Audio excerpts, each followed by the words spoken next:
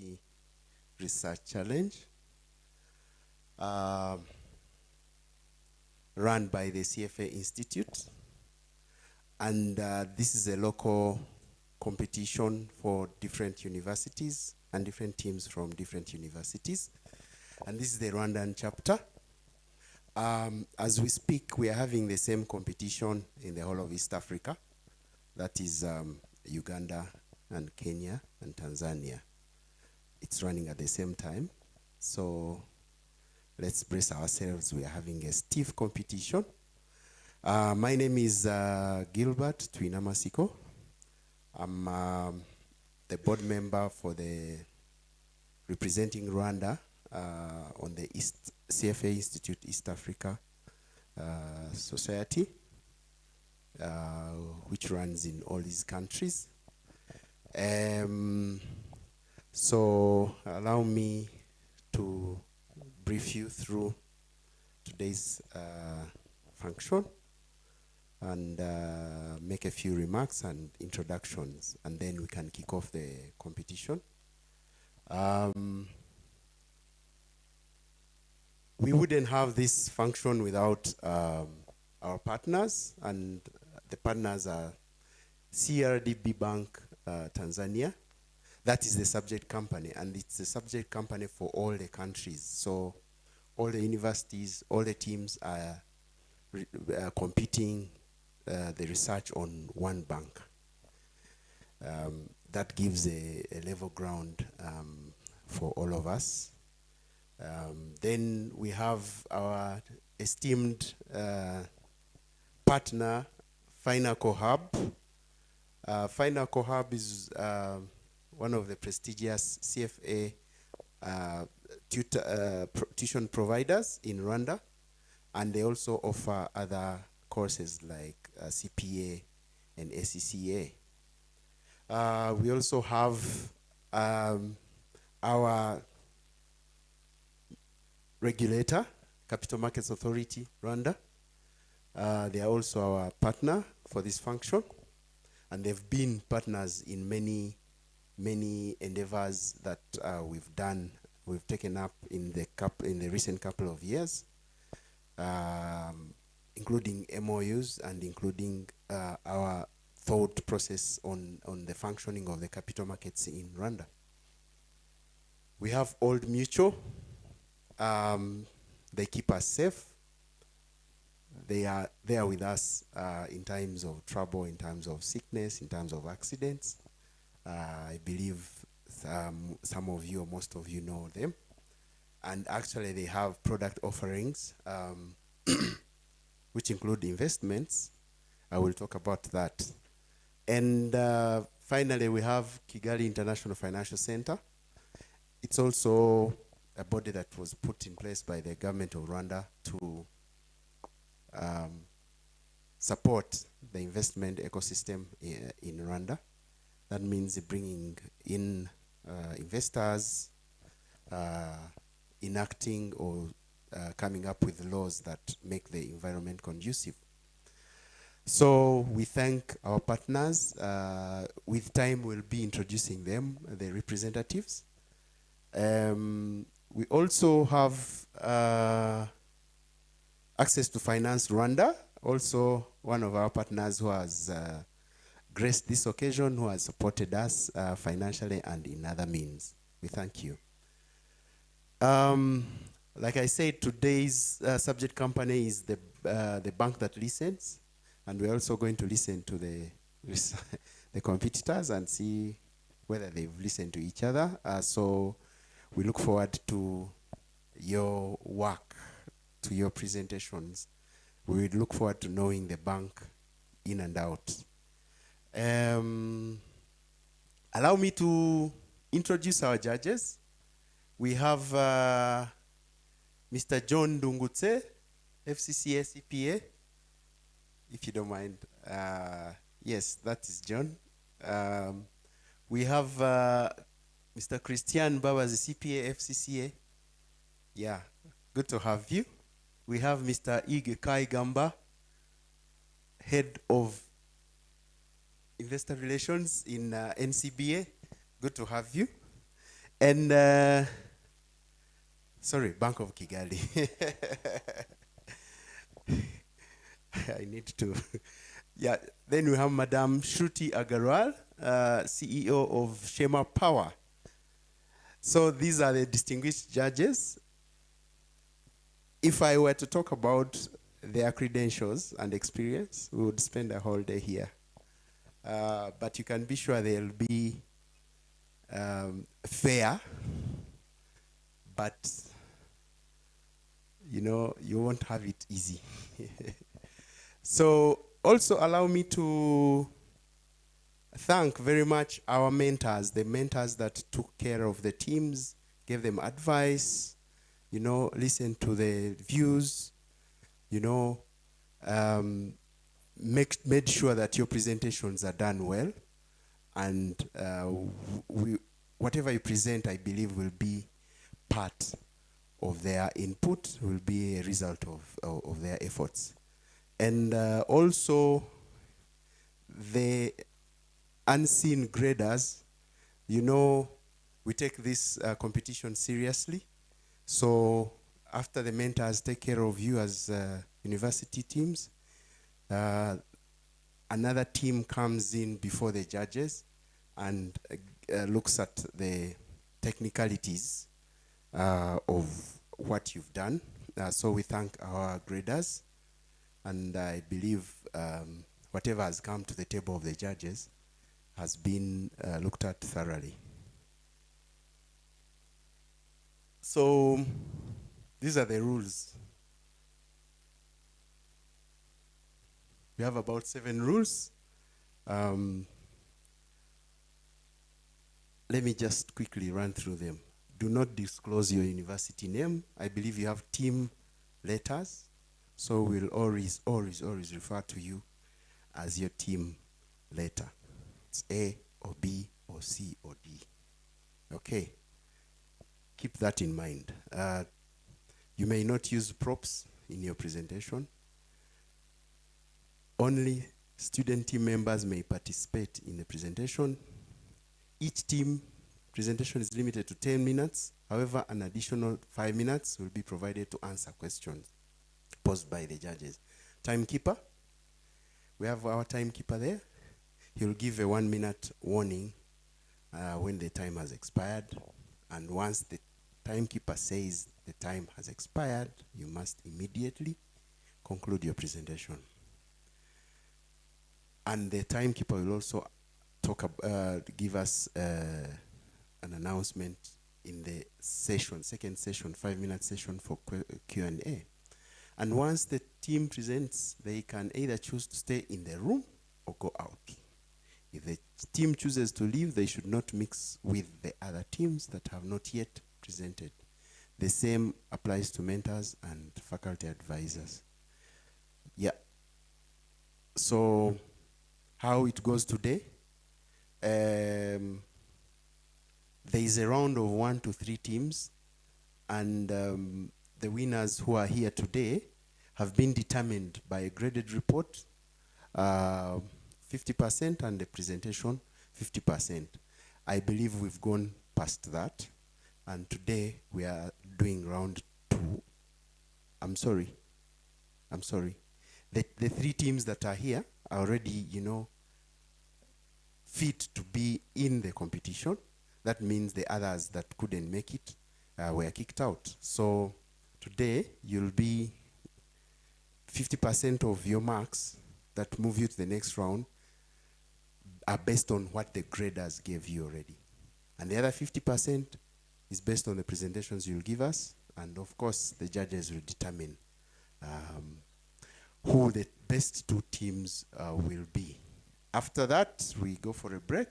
And then the best 2 teams will be determined. Now they'll come back and present. And then 100% will be determined by the judges. I don't know whether they'll give a popularity vote chance to the audience, but it's up to them. And then, finally, out of the 2, we'll pick the winner. And I believe we have a couple of surprises for the winner. So brace yourselves and work hard. Really, really, really good surprises. Okay, I won't go much into this because I believe this is what you guys have been basing off of to do your presentations and your research work. What I can say is important is that it's important that everyone was involved, and it's important that everyone will be involved in the presentations. So after here, it doesn't stop here. The world over right now is having this competition, and you can see the countries and the regions. So for us, we are here, okay, and you can see the countries that are, you know, vying for the sub-Saharan docket, okay.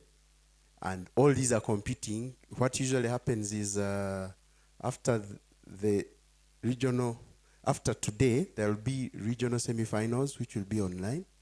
And then regional finals, you can see the dates. Then there will be global finals, which are usually in, when I say region, semi-region, I mean, for example, the sub-Saharan, then the IMEA, Europe, Middle East, Africa. Then global will be in New York in May. So you can see that you have a stiff competition, it's the world over, and may the best team win. We don't want to go through this. This is what happened. We want to show you that there is quite some rigor and work that is done by many people. I thank you, and good luck. Allow me to hand over to my MC to tell us the next item on the agenda. Thank you so much.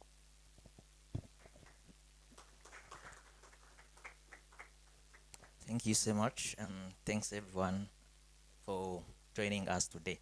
So the next steps on our agenda, we are going to have some remarks from our partners. So we start with, first start with our partner from Access to Finance Rwanda. We have Innocent Gatete. Please welcome.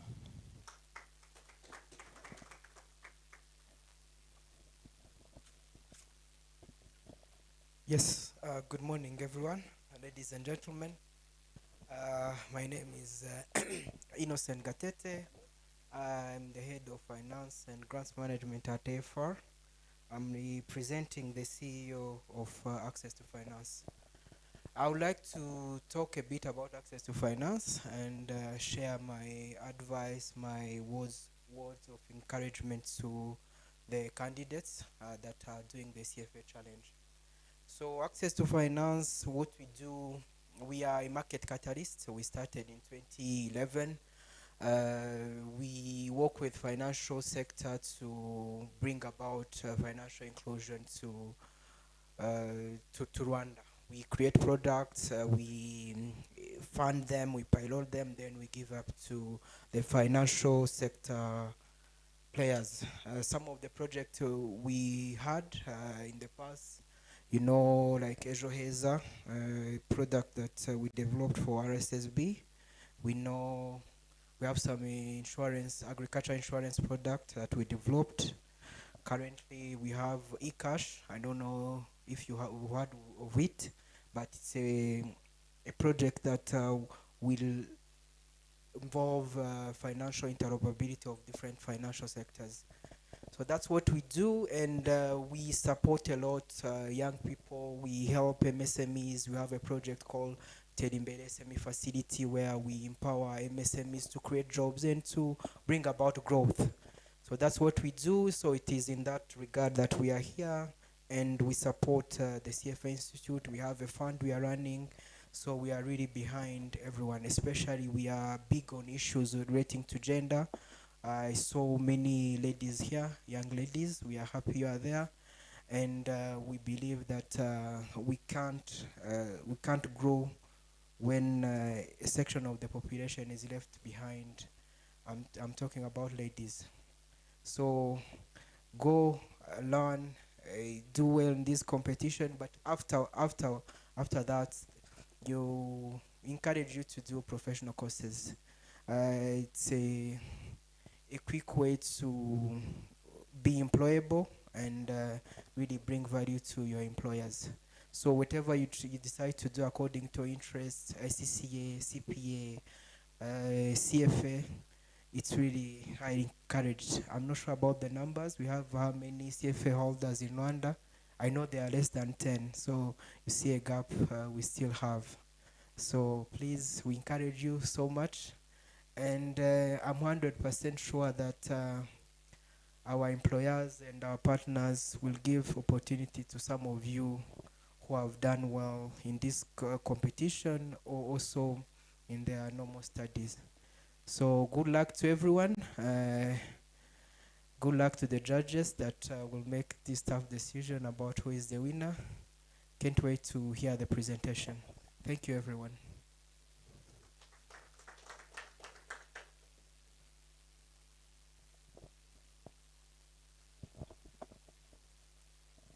Thanks a lot, Innocent. Thanks for this great presentation. The next on our agenda, we are going to welcome the FinCo Hub. They have something also to present. They are also our very great partners. So we are going to play like a video. I think it's a testimonial after she presents. Thanks. Welcome, Megan.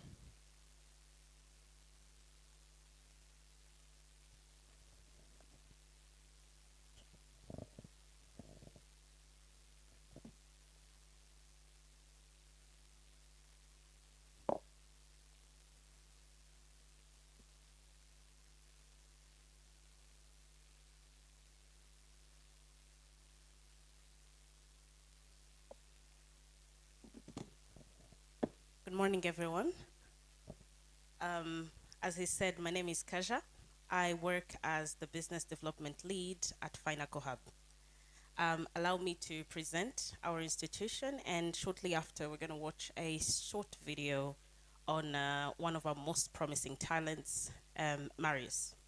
So, if we could have the slides.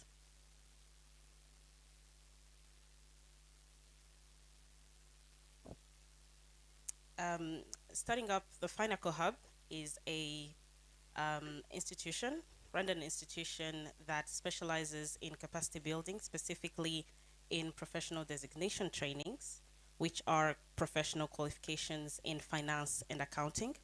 We've started operations in 2021 and have been going strong, promoting and teaching the programs that are CPA Rwanda, ACCA, as well as the CFA program.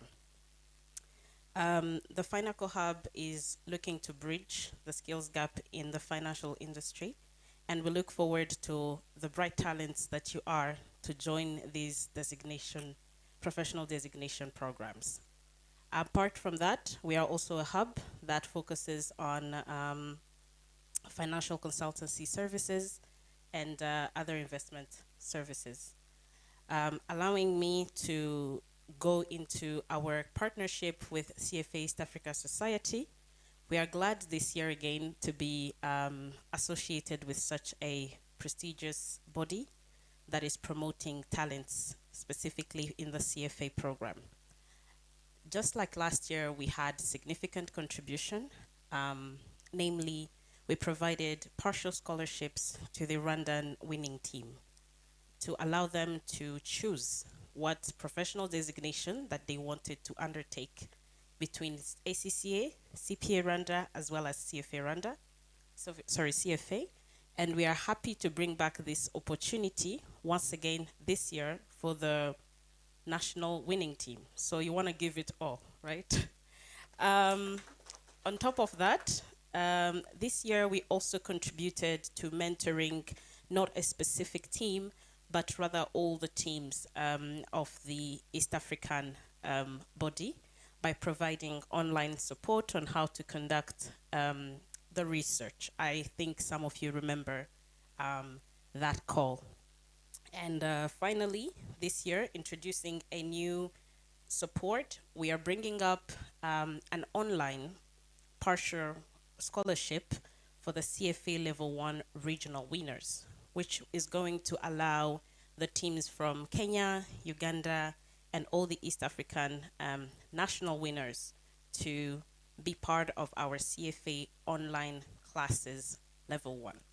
So we hope this is an encouragement to all the young talents in the room.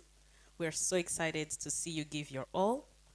And as I finish, allow me to present the video of Marius, like I said, one of our students, and also one of the beneficiaries of our partial scholarship last year. Thank you.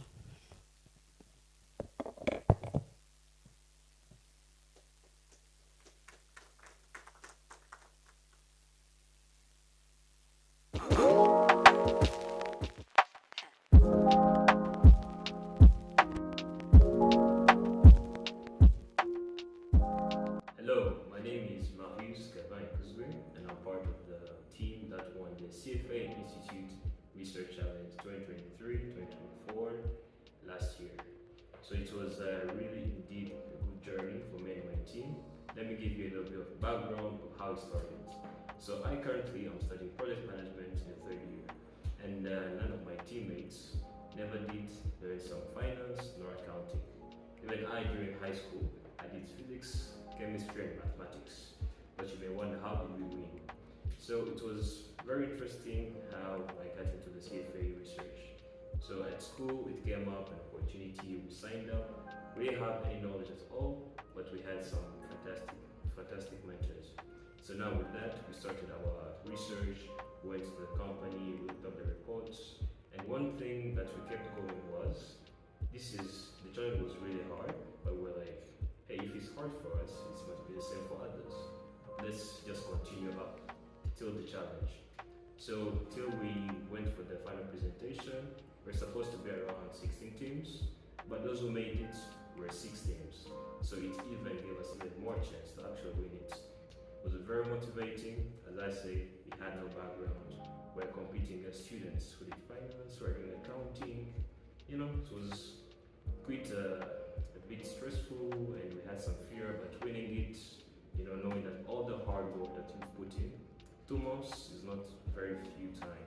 So winning it was really a good one, and you know, keep it up. And also, I'm pretty sure that you're gonna do a good job since you've made it to the research challenge to this final stage.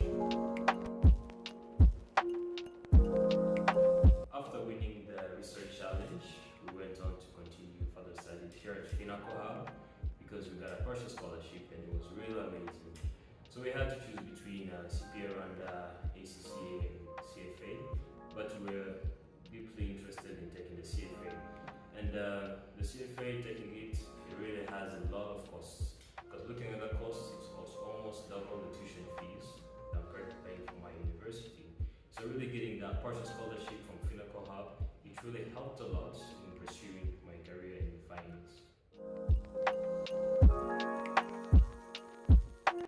So far, I've already learned 5 modules as part of the 10 module for the CFA, so I'm really progressing through it. It's not quite easy. I've been struggling sometimes, but it's definitely worth it. I mean, part of the knowledge that I've already learned, some of it I'm already applying it in real life. So it's something that's really practical. You learn something today, tomorrow you're applying it. And I, for example, have been giving advice to my father. A small concept that I used was like the cash conversion cycle. When you get the cash that you've already spent. It was a small concept, came here, learned it, but you know, the next day a question popped up like, do for me a research on this, how can you go about it? And we did already start applying it. Now, as a final encouragement, I want to encourage Kepler, Industry ID, University of Rwanda for the CFA Institute University Research Challenge 2024-2025, Rwanda and Finance. I mean, you're gonna make it, you have your presentations ready, you've done the research, go out there and tell us what you've already done, and good luck for the research.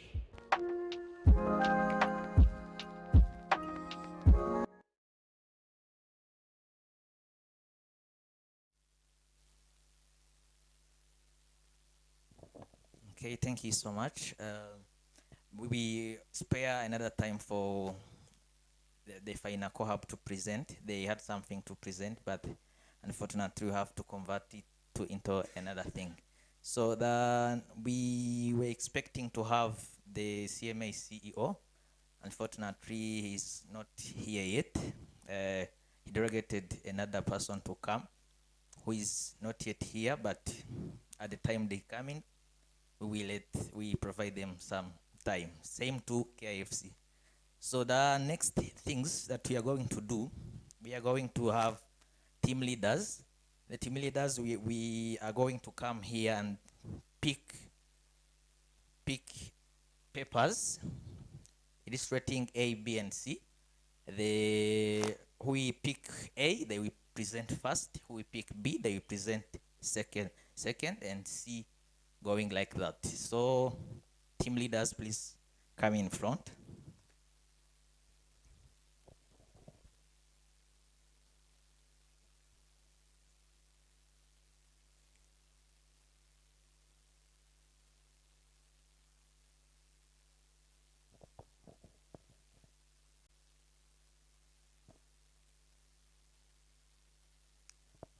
You can pick.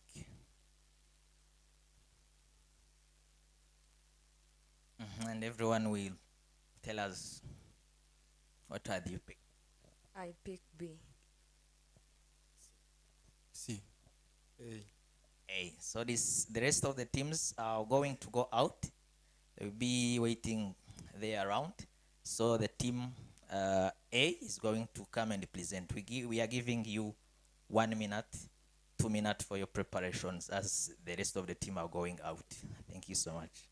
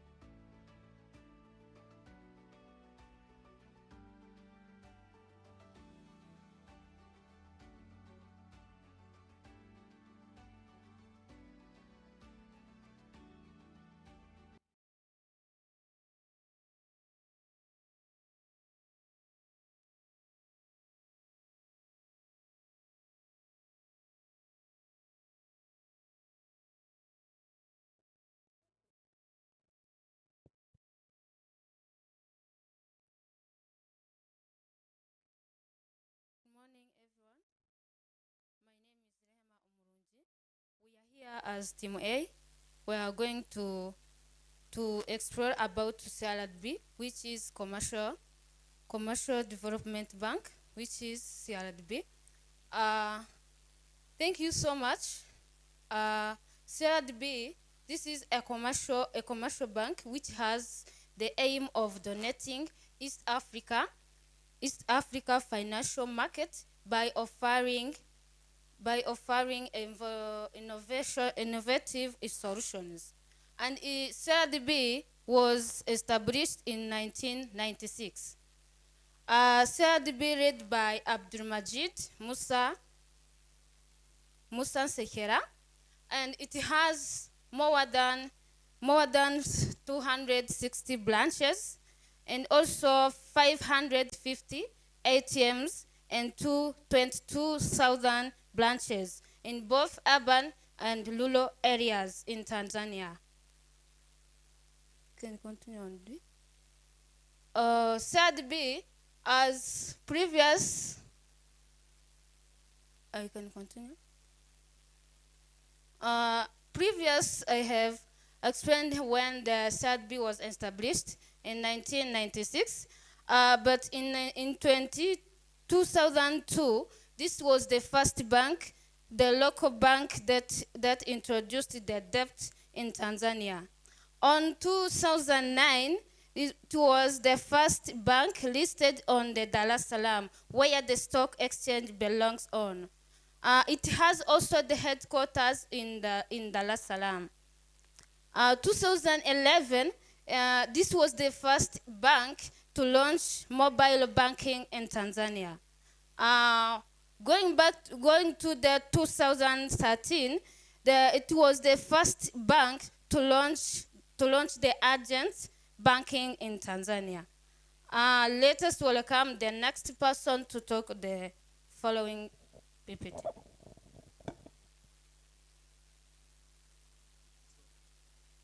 Thank you so much. I'm Jean-Claude Kubgimana, and we are going to analyze the CRB industry overview in Tanzania. We are not going to go into deep on this number of commercial banks, some microfinances, but the most important to know on CRDB Bank, it's the highest commercial banks in Tanzania, and even they have the mission to expand to be the leading sector in finance banks in East Africa. And they took a large part of financial transactions, and they have 77% of overall industry in Tanzania, while other banks have 23%, which show the financial performance of CRDB Bank in terms of Tanzania. So moving forward, as we have seen that they have the mission to expand globally and even in East Africa specifically. We tried to analyze CRDB Bank in terms of other regions banks, whereby we are going to compare CRDB Bank competitive with BK Group, whereby we measure different metrics or indicators. First of all, in terms of profitability, CRDB outperforms BK because they have almost like 555 trillions in terms of return on asset, while BK has 23.3 trillions in terms of assets, which means that it outperforms BK in terms of assets return. And in growth, but we have seen that BK Group has faster growth rate in assets, whereby they have 26.6, while CRDB has 25, which means that they have higher growth rate compared to CRDB, which means that CRDB must take into consideration some other aggressive expansion strategy to outperform BK. On market share, as we have seen that they have 77% of the market share, it means that they have also larger transactions in terms of mobile banking, because we have seen that they have 24% of overall industry in Tanzania, which means that they have higher market share compared to BK. And you have seen that CRDB more focused on customer satisfaction through their extensive services they offer to the customers to make sure that their customers are satisfied with their services, including mobile banking, because we have seen that they are the first bank to introduce mobile banking in Tanzania.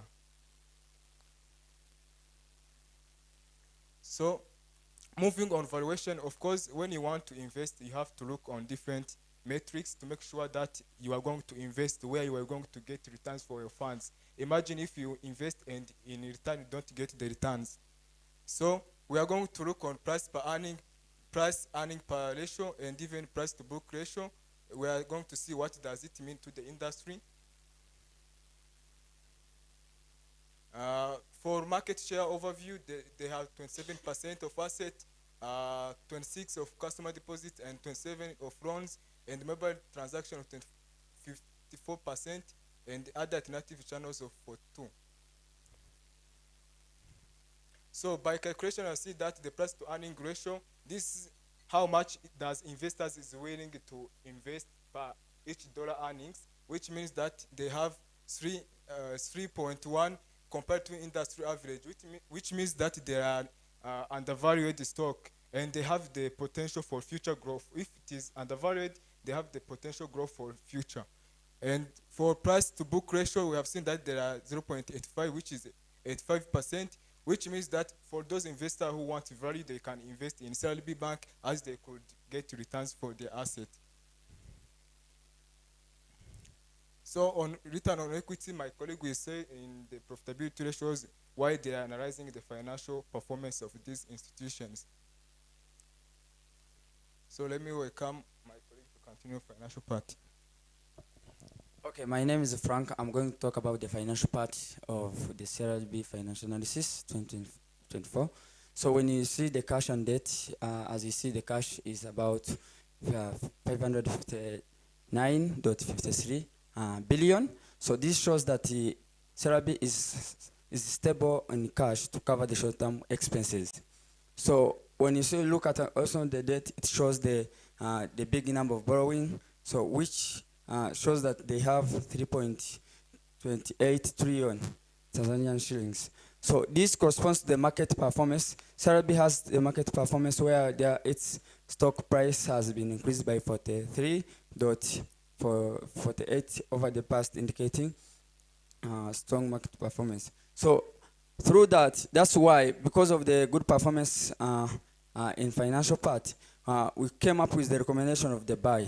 The reason it is because it shows the attractive opportunity for just having like attractive opportunity for the profit and the dividend growth in the future time, because of undervalued stocks due to the price that is promising that is going to increase, all the market changes in price that will be corrected in the future.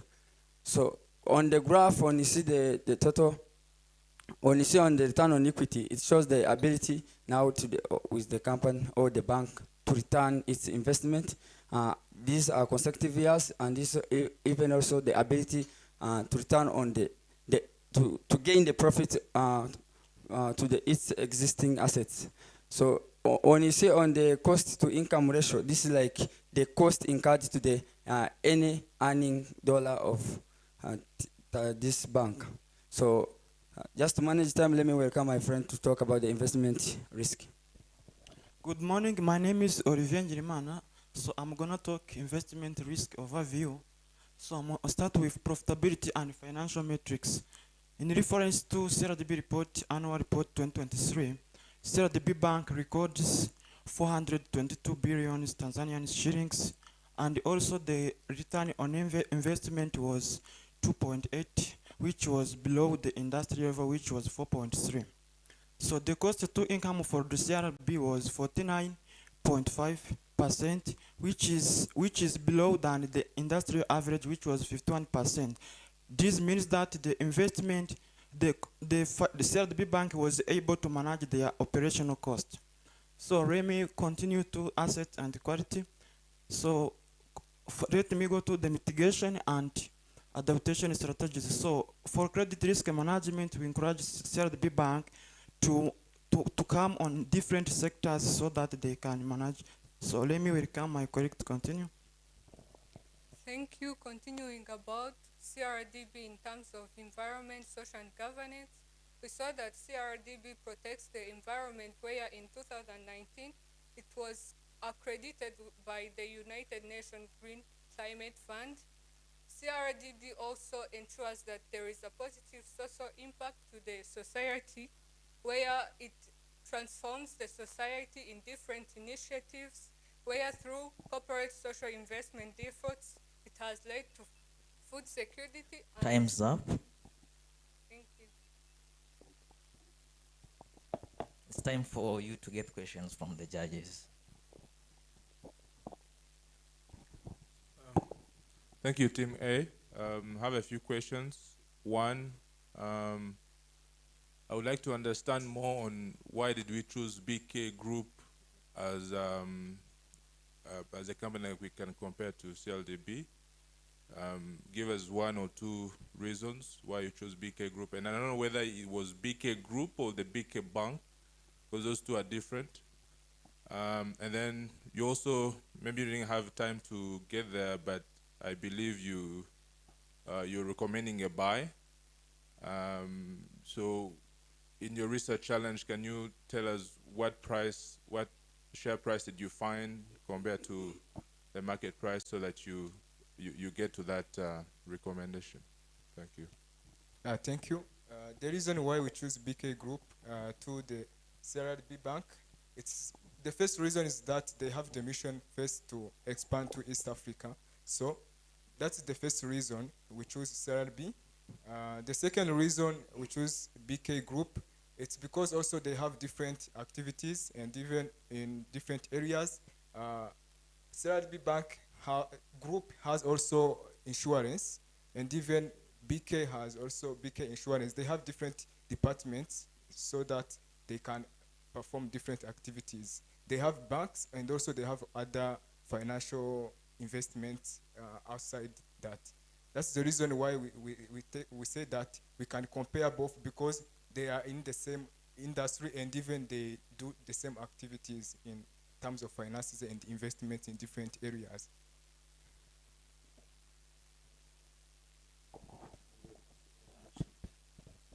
In addition to that, why we choose BK Group. BK Group also have the aim of donating East African marketing by offering the innovative solutions, as CRDB is doing on that.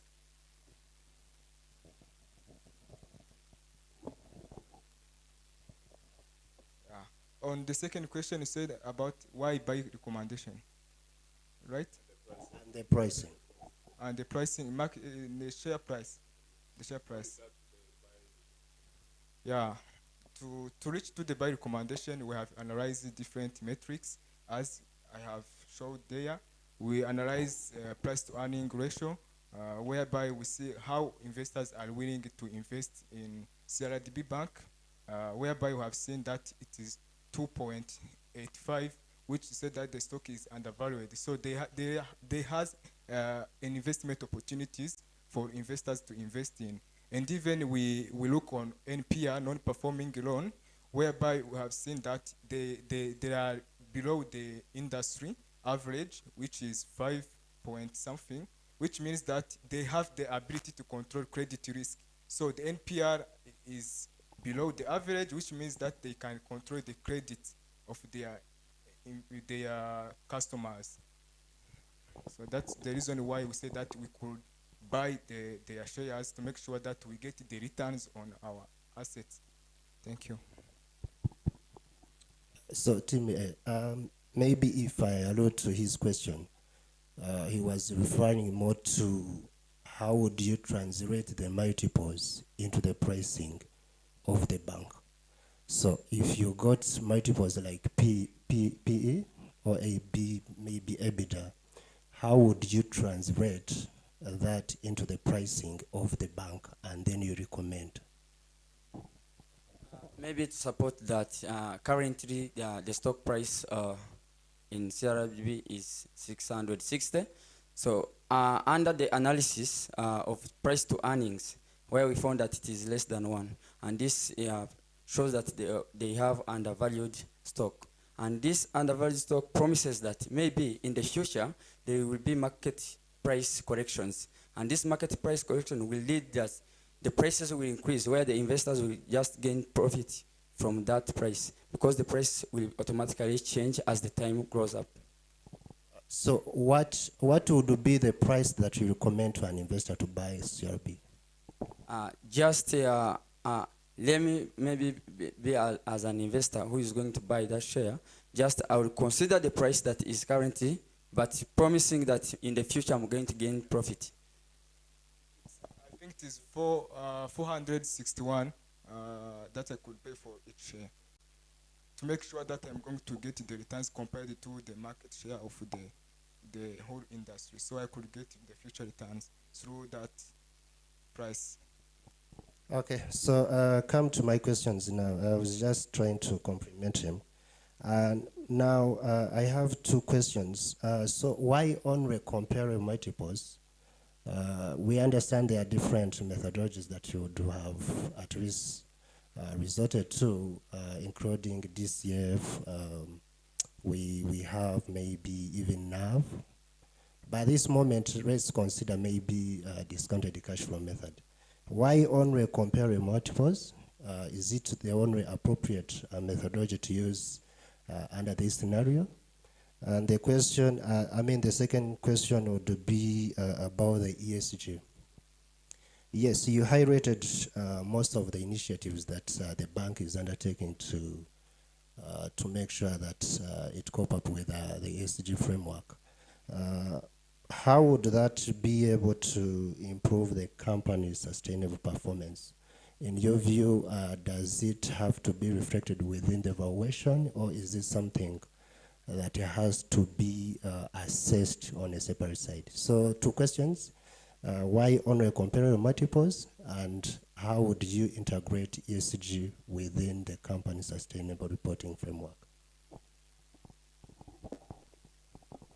Thank you. Starting with the SG, we saw that CRBC is a bank that has 6 priority goals, and these 6 priority goals will allow it to be able to gain and have sustainability in the terms of performance, and let's say on the environment. When the business or this bank invests in business that protect the environment, it will allow the bank to finance the project, and when the project is growing, I think that they will also invest in the bank, and it will also gain popularity and being known for it, and the expansion comes with having a good reputation. Thank you. So thank you for your insights. And by the first question, you said that why do we focus on retires instead of focusing on others? So we have seen several metrics. For us, we focus on price valuation metrics and even profitability valuation metrics. But also in the report, we use some dividend yields, whereby we can compare the return on equity and even the growth rate of certain shares to make sure that when we invest today, what is in a certain period, what is the payback period that we are going to get our amount returns. So that's the reason why we can use different metrics, but for us, we focus on price valuation metrics to make sure that we can get to the returns.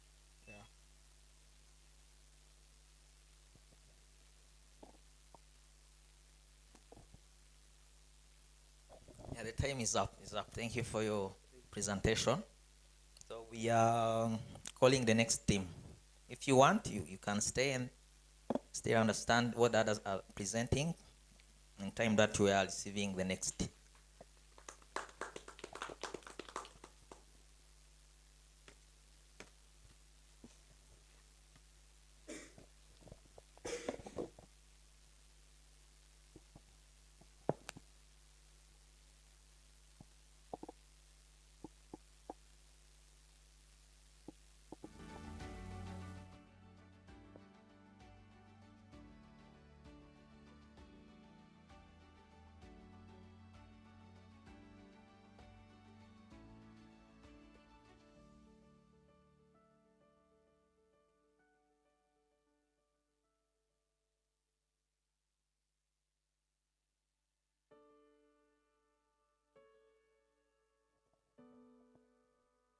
we just provide judges like 3 to 4 minutes to input their marks as you are wait there.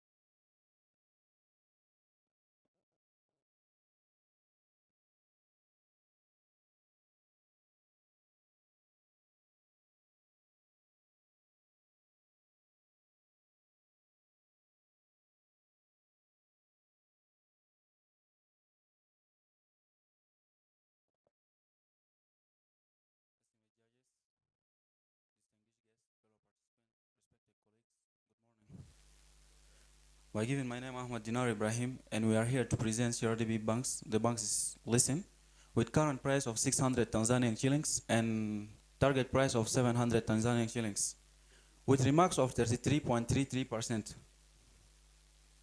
So, a numbers tell a story, and CRDB bank's figures paint a picture of potential and strength, with 3,961 team members and 260 branches and 2 billion shareholders. Beyond these numbers, CRDB banks operate with clear strategies to ensure long-term successes. We have diversification and innovation, we have geographical expansion, we have capacity building, and we have digital transformation. CRDB bank's growth is not accidental. It's the strategic of decision making over time. 1996, CRDB Bank was established. 29, regional expansion into Burundi. 2010, introduction of agency banking. 2015 is digital transformation innovation. 2018, recognized as systemically important bank. 2020, sustainability and environmental social governance focus. 2023, record financial growth. As I mentioned, in 2009, CRDB Banks was expansion into Burundi. So CRDB Banks offering different services: commercial banking, treasury, internet, and SIM banking, and offering customers also corporate banking, retail banking, and businesses banking. So CRDB Bank customers using different transaction channels, which is 85% are using digital transformation, digital transaction, and ordinary are using 15 transaction. So as here we are seeing is market share. This one, CRDB banks, is a second largest market share in Tanzania, just behind NMB banks. This means that CRDB bank is one of the top players in banking sectors. A strong market share shows that CRDB banks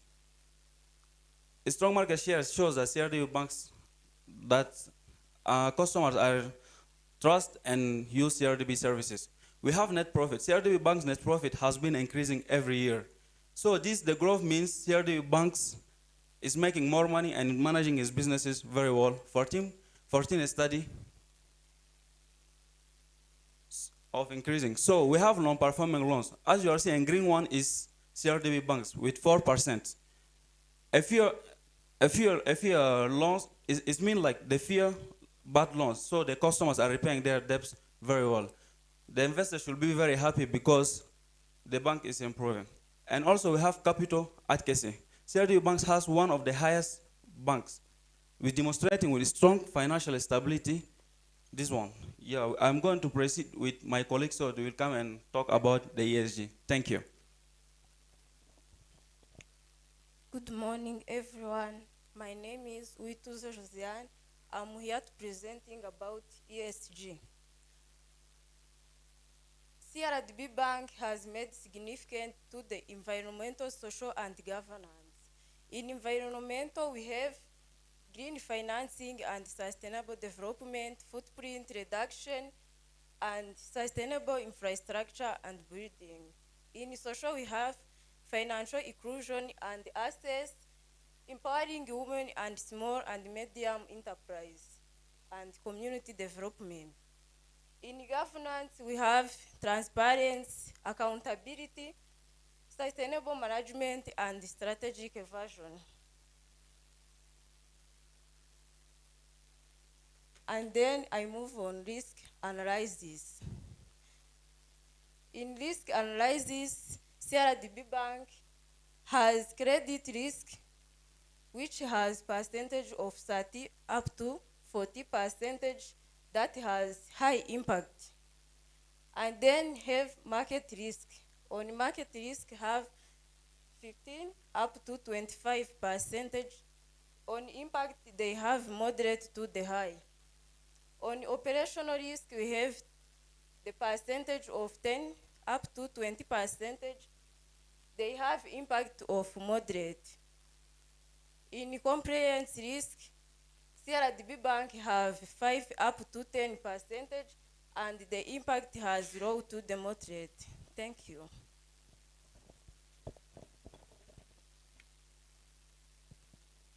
Thank you. I am Kevin Natete. I am going to continue about the financial analysis of CRDB Bank, how it increased over the past 5 years. I am going to start about the return on equity of the CRDB Bank in the past 5 years. In 2018, it was 13.5, and in 2023, it was 19. That means that it has an increase of 5.5, and that is good because it means that it is using where their shareholders' equity. Let me continue to the equity ratio over the past 5 years of CRDB Bank. In 2018, it was 0.30 or 30%, and in 2023, it was 0.36. Also, that is good because it means that it can meet their financial obligations. And on the total asset of CRDB Bank, in 2018, it was 6.5 thousand Tanzanian billion, and in 2023, it was 11,000 Tanzanian billion, and also that is good because it generates the expansion of the bank. And also on loan and advance, in 2018, it was 3.2 thousand Tanzanian billion, and in 2023, it was 6.2 thousand Tanzanian billion.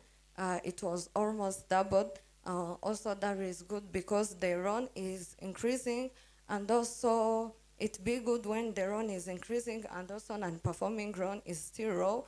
And also, that is how is it on the CRDB Bank, as we have seen it in industrial overview, that the non-performing loan of CRDB Bank is low.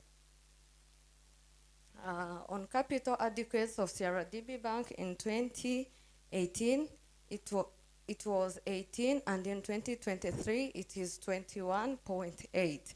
That is good because it shows that the bank can absorb their financial issues without stop operating. And also on deposit and fund, in 2018, it was 4.5 Tanzanian billion, and in 2023, it was 7.6 Tanzanian billion. Also, that is good because it shows the trust from their customers. Thank you.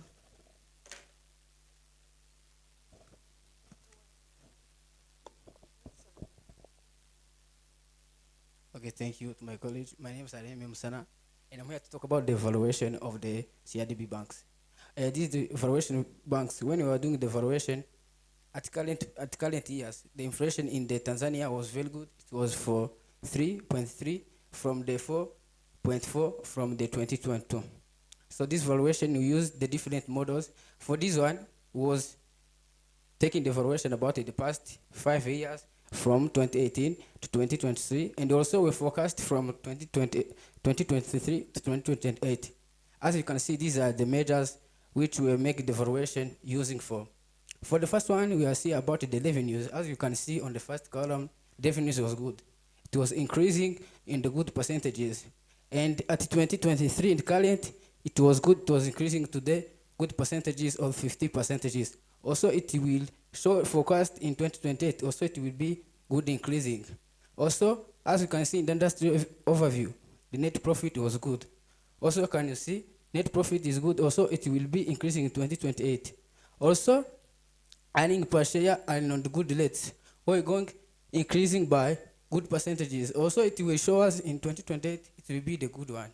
So another one is market capitalization. Market capitalization, this 2.2 is the trillions, which will be forecast to be 3.64 trillions in the future of coming past years. Also, let's go to another slide. This one is showing the relative evaluation of the peers in the Tanzania. This one we take is a CRDB bank, this one is NMB bank, and this one is Equity Bank. As you can see, you have the average price per earnings, these ratios. It shows 4.6, which means it is one earning per shares of Tanzania shillings, which is undervalued, which will be good because investors are like where the shares are undervalued, which it will show the confidence that it will be increasing in the futures. Also, price per book, it will show it will be also showing undervalued compared to another one, which gives you the confidence the CRDB banks to be have the investors to invest in coming years. Also, this is the weightings according to the models as used. This is caused the discount to dividend models, which impacted about 40%. Also, there is price per earnings, which has impacted by 35%. Okay, this one is price per books, which has impacted by 25%. Thank you. So thank you. My name is Sandrine.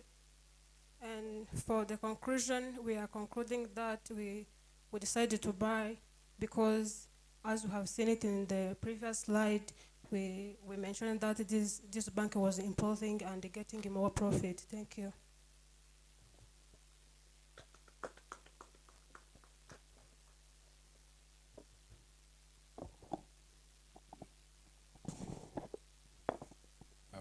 Thank you very much. That was a good and straight to the point presentation. I think I'll just only ask one question is because I saw different numbers on the target price. At the start you said on the first slide it was about 700 shillings and then somewhere in the middle the target price was 1004 and at the close it was a slightly different number. So I just wanted maybe clarity on that one. Yeah, okay, thank you. Okay, thank you, sir. When we was conducting this competition, it was about 2023. So some target price was about 2023, but others would like to use the current one from 2025. If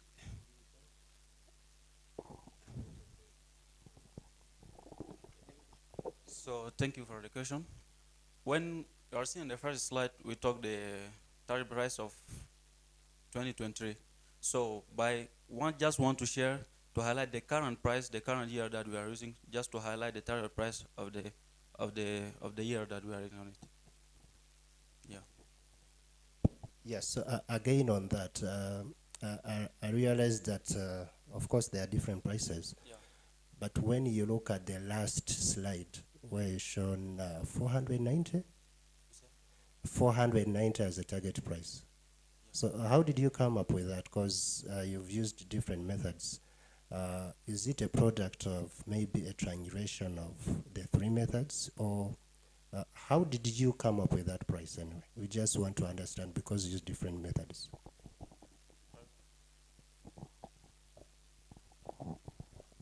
Okay, thank you, sir. For the valuation, we use the three methods. We use one, the discount cash flow, for showing us the coming years. It is good for forecasting coming years. But we use another one for return. We use price per earnings, which showing the current shares. So it will be some differences in the shares. The target shares will be the different with the target forecasting. It's how it made the confusion.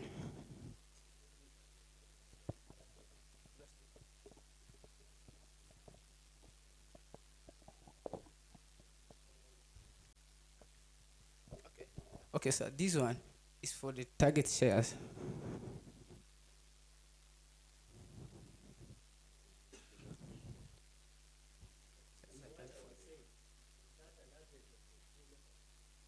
Yeah, this one is average from the discount cash flow and price to earnings and price to the book values. It is all when we take all and we take the summarization of all of the method I have used and to give her this one, these shares of the target price. Yeah, this one will be the stock value. Yeah, this one is undervalued. We commanded to buy to the investors because I will see on the other slide, it shows the good performance of CRDB banks, which gives the investors hope that something will be good in the future because it's undervalued and people are affordable to buy these shares. Thank you, sir.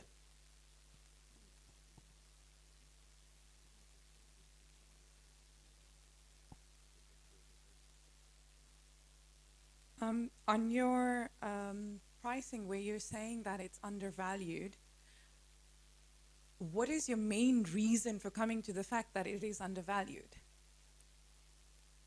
Because apart from calculating the average here, the one slide that I was looking at was when you were comparing to these to NMB and equity, the average PE ratio and the price to book value ratio, what other factors have you considered in coming to the fact that it is undervalued? Okay, thank you, sir. Okay, thank you, Madam. Confusion. This one, as you know, when the book value is greater than one, it is overvalued. But when it is under the one, it is good and valued. But there is other things which can make this one change, like interest rate, like inflation rate. But we say in Tanzania, when we were making this competition, it was good. It was about 3.3 percentages, where it's coming from 2022, where it was 4.6 percentages. So we think it was a stable time. Okay, thank you. It was the stable, I'll give you 1 minute. It was the stable time to make our conclusion. About the average per earning ratio, this was good because it gives one by one shillings of Tanzania per earning, which can be increasing as was projection in the coming years. Thank you. And then the other question was on your net profit, because you've considered the average PE ratio on the net profit, have you considered any extraordinary items that have been included in the other banks?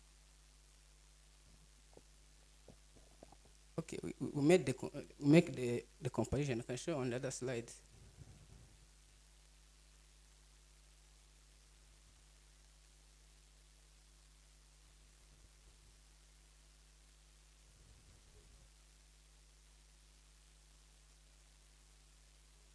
Previous. This one. Okay, this one was presented on the graphs, but okay, this one was using the graphs because in our slide, it was the table with showing very well the net profit with the numbers. This one was using the graphs showing the percentages. Is the reason how it was showing the percentages increase and decreasing. We use the graphs. We showed that the CRDB was the second one, but NB Bank was the first one. But when you see on another comparison we made, we say CRDB Bank is good at other things, like digital transformation and other things, which can be, thank you.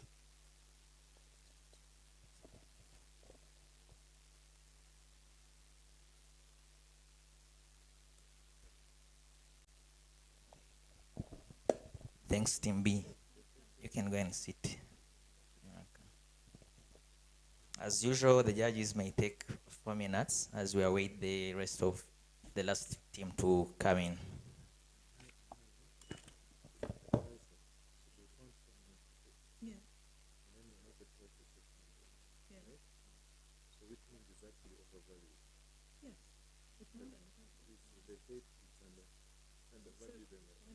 Exactly. So they've been talking about profit because the profit is better than the other banks. The point saying is net profit has many items to consider.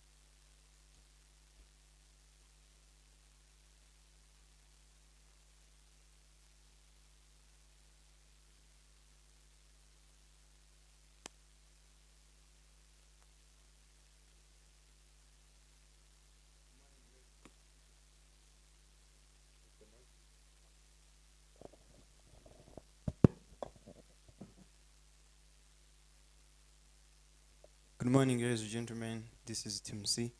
We are here to present our buy recommendation of CRDB Bank with a target price of 981.6 Tanzanian shillings, representing an upside of 46% in comparison to listed price on Dar es Salaam Stock Exchange of 670. So our recommendation is mainly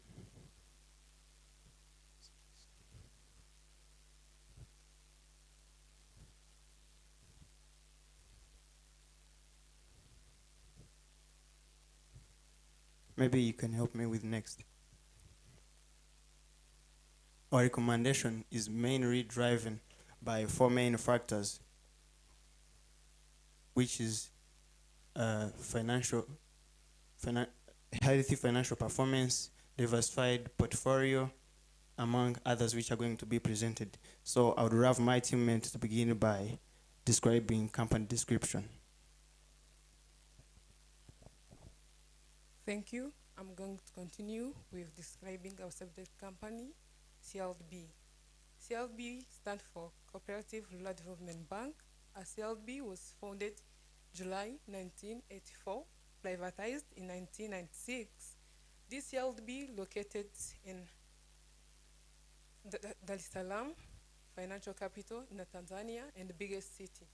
CLB incorporated first subsidiary in Burundi in 2012 and in Democratic Republic of Congo in 2023 as expansion plan in East Africa.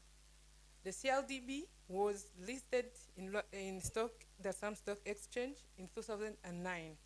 A CLDB offers several products like saving, microfinance, prime banking, and agency banking. As in the world of technology, CLDB was not left behind. CLDB has internet banking system.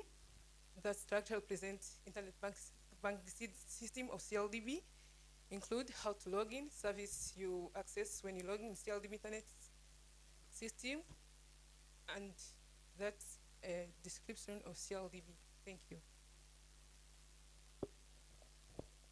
Thank you so much. I will be continuing on the industry overview in which our subject company operates in, which is Tanzanian banking sector, and we analyzed it by showing the asset structure and the liability structure of the industry, where the main asset, as shown in the graph, is the loan, and the main liability is deposit they earn from their clients, either individuals or corporate. By dealing with the CRDB, we come across with the key major market players in the Tanzanian banking sector, including NMB, NBC, Exim, Azanian Bank, and Stanbic Bank. Also, by evaluating these key market players, we arranged them according to their assets as shown by the board in 2023, where we show that CLDB is leading the market by balance sheet with 13.7 assets, Tanzanian shillings, which is followed by NMB and BC as shown in graph. But I have compared the NMB and CLB because they are the major competitors by their financial metrics, which is total asset, deposits, loan and advances, profit before tax, and profit after tax. As shown in the graph, the CLDB is leading by the balance sheet, while the NMB is leading by the P&L with high growth rate, which that's the reason why you have high profit before and after tax than the CLDB. So we analyze also the industry by using Porter's 5 forces. The threat of potential increase is moderate in Tanzania because there is high capital requirements, there is established brand loyalty, but also there is fintech companies entering the market paying spaces. That's why we give it moderate for entering the company. But there is also bargaining power of suppliers. There is a low bargaining power of suppliers because there is multiple technology vendors available. There is various funding sources. That's why we have the suppliers bargaining power a low. The buyers bargaining power is very high because there is low switching cost due to digital banking. There is increasing customer sophistications. We come also on the threat of substitutes. There is a high threat of substitutes because there is mobile money services, there is fintech solution, there is microfinance institutions, there is international money transfer services, which made the threat of substitute high in the banking sector of Tanzania.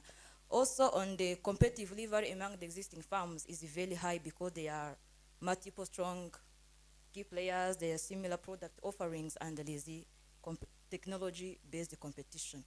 On our micro-environment analysis, which is the positive factors, there is really good environment where the political factors, there is a government commitment to financial inclusion through initiatives for national financial inclusion framework. On the economic factor, there is steady growth, steady GDP growth averaging to 6 to 7% annually. On the social factors, there is younger generation representing opportunities for digital banking. On the technological factors, there is rapid mobile money adoption and integration with the, thank you. So on analyzing of the industry factors, we come across the factors which lead to the high profitability in the industry of Tanzania, which is digital financial services, financial inclusion, economic growth, improved fiscal policy, increased deposits, and so on. Also, we analyze the economic outlook of Tanzania, where there is high GDP growth, which will lead to 60. There is a low inflation rate, which will lead to 3.4 in 2024. Thank you. Thank you. Continuing on the investment summary, you have two parts which comprise of companies' investment in other companies and shareholders' investment in CRDB Bank. The first part includes equity investment and investment in government securities and other securities, which is promising to grow at 65% in 5 years and 71% in 5 years. The other part, this implies that the company's assets have invested in the assets that have low risky return, and other part which comprises of free fees and commission and net interest income, they are forecasted to grow also. The fees and commission is the income which is non-interest. You can see that it is promising to grow at 119%, which that implies that the company is not relying that much on the interest income. And the interest income also, net interest income, is also promising to grow at 81%, which that implies that the company is performing well. Thank you. Thank you very much. We're going to continue with the financial analysis. You can press next for us.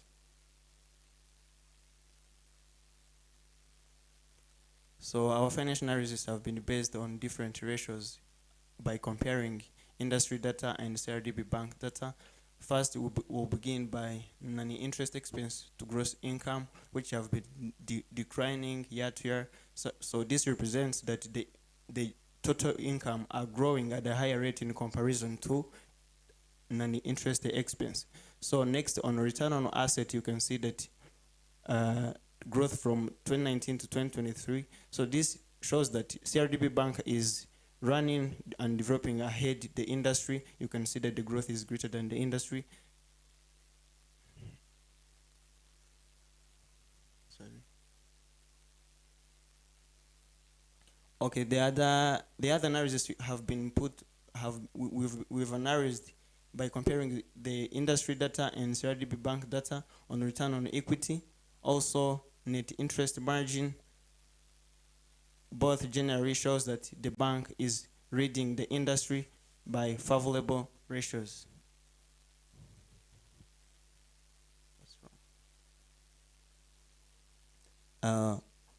Continuing our financial analysis, we also analyzed loan to deposit ratio, and from 2019 to 2022, the bank have been doing well, but in 2023, the bank exceeded 90%, which is recommended by Tanzanian National Bank, which is 90% of loan to deposit ratio. So we also analyzed non-performing loans In 2023, you can see that actually it was 3% by comparing to the industry, which is 5. We continued with the valuation, where our main our recommendation have been based.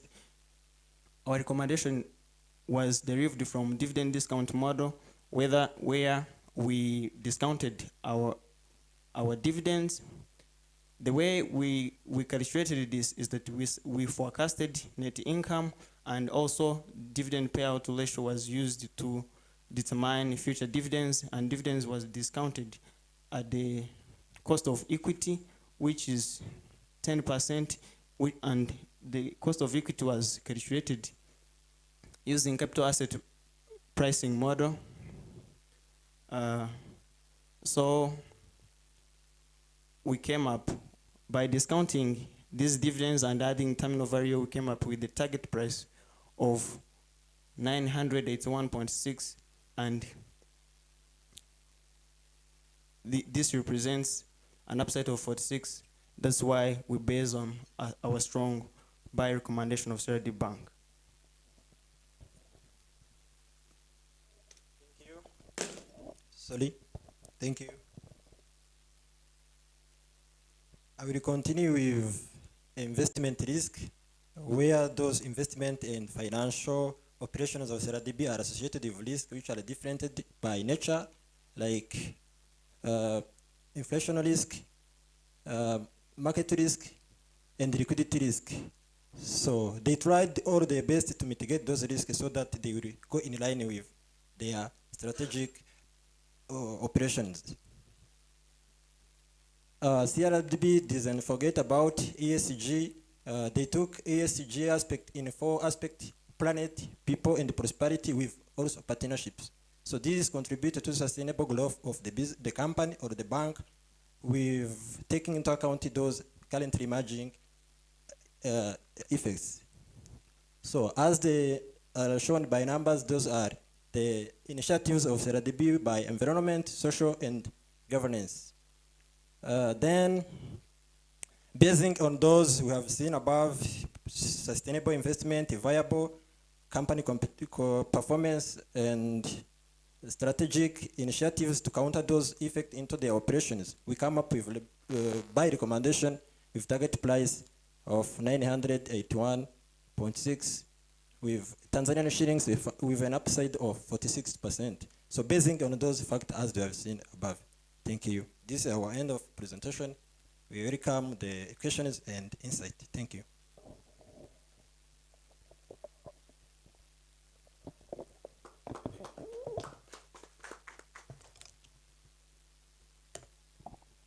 Thank you, Team C, for your presentation. I have 1 or 2 questions. One is on, I saw you chose to use, I think, one valuation method. Why is that? And this, linked to that, is that method is a dividend-based method. Have you been able to check the bank's dividend policy? If so, which one is it? So that gives you confidence to project, even in future years, that the dividends will be paid and how they will be paid. Thank you. Let me just add to Christian's question as well, which is also pertaining to the dividend discount model, is have you considered any growth in dividends over the years? Because your assumptions only showed that there was a 30% payout ratio, but is there any other growth that is considered? Yeah, I would love to begin by the rest question. So we incorporated the growth, where we saw that depending on the past trends, dividend are highly dependent on the profit earned. So dividend grows at actually the same rate as the growth in income. The higher the income, the higher net income, the higher the dividends. So I would like to answer the first question. So the reason why we mainly based on dividend discount model is that we saw that we know that the primary objective of the organization is maximizing shareholders' wealth. So depending on the past trends, we saw that the dividend payout ratio was ranging between 28 and 29, so of the net income of the year. So that's why we've been optimistic and we said that the bank cannot exceed 30% of net income. So actually that is the main reason why we use the dividend discount model, because that is the main interest of investors. Dividend, when dividends are high, comes from revenues. The higher the revenues, the higher the dividends. Thank you very much. Maybe just to ask on that, was the 30% payout the bank's policy, or is it something that you yourself came up with? Or is it based on maybe in the historical payout of the bank? So we analyzed the historical trends by comparing dividend paid and net income. So we saw that since 2019 it's been ranging between 29 and 28. So we say that the only maximum, even though the dividend can be maximum, cannot exceed the 30%. That is where the assumption was built, depending on the past trends.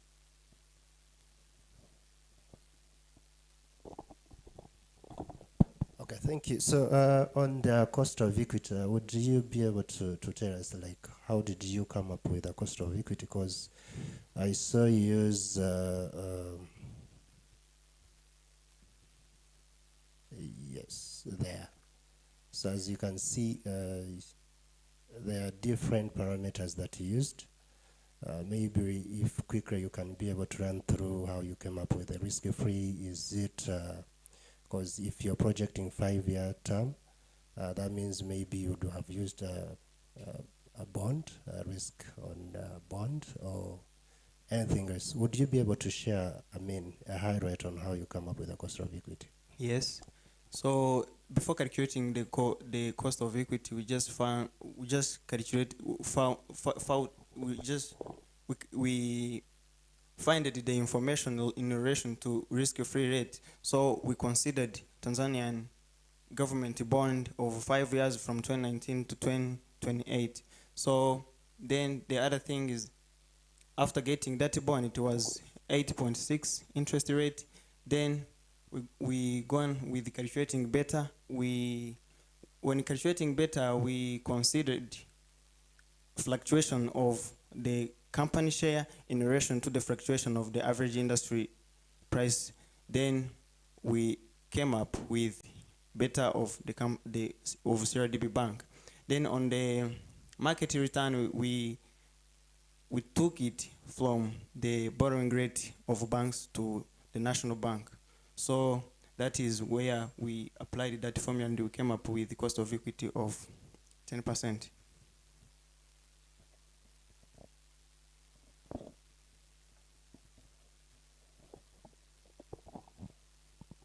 Apart from the dividend discount model, is there any other valuation that you've considered to come up with your recommendation to buy? No, we did not consider any other valuation method. We just used the dividend discount model.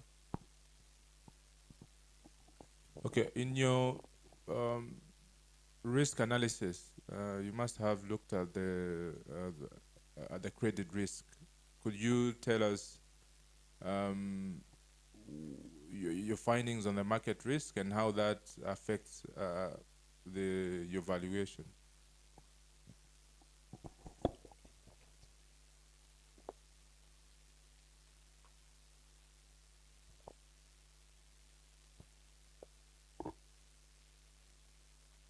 On the investment risk, as we have seen... Just focus on the credit risk, just credit risk. On the credit risk.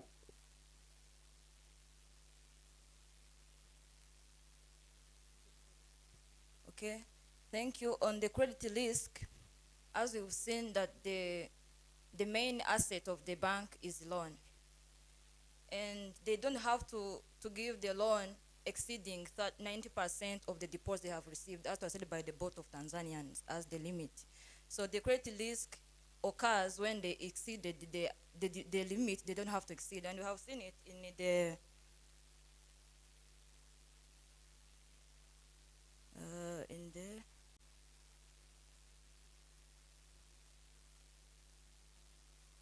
this is here.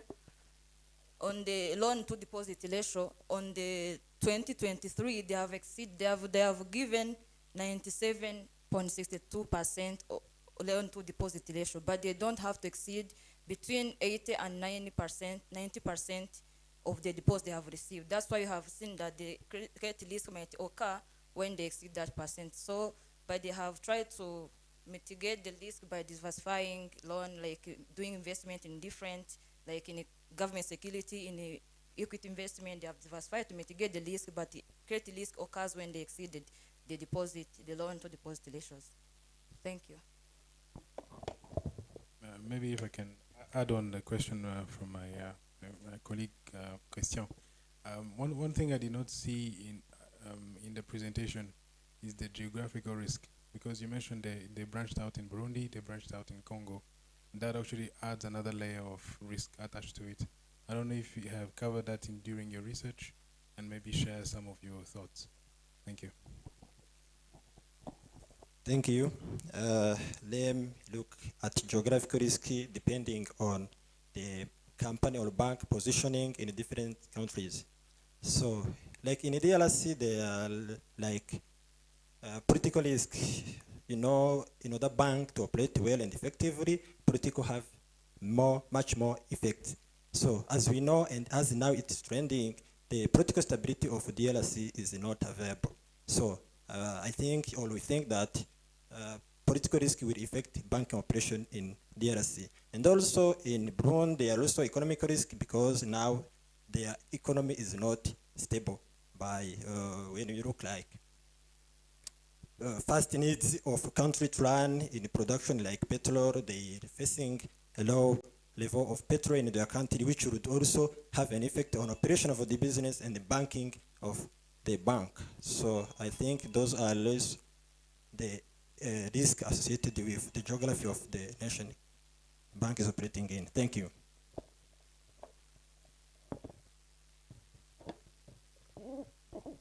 Or maybe you could give them a minute for them to introduce themselves. I don't think you guys did that part. Yeah, just say your name so that we know. Thank you. If you allow us, I am CPA Zawadi Umar Tasate. Thank you very much. I'm Julius Kazungu. Thank you. My name is UMZ Lambeta, CPA in progress.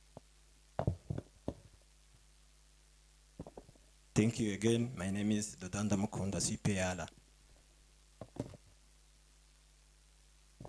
My name is Ishimirwe Blaise.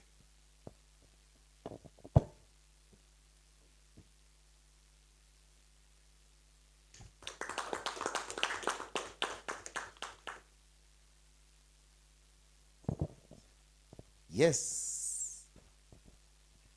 It's getting hot. Yeah, I believe the brains have, their central processing units have, increased the temperature. So, we're going for a break. And we're going to give the judges quite some time to deliberate. I don't know, I believe their job is not easy. I've been seeing some ratios that I've never seen. I need to go back to school. Anyway, thank you very much for the teams that have been tussling it out. And we are going for a break.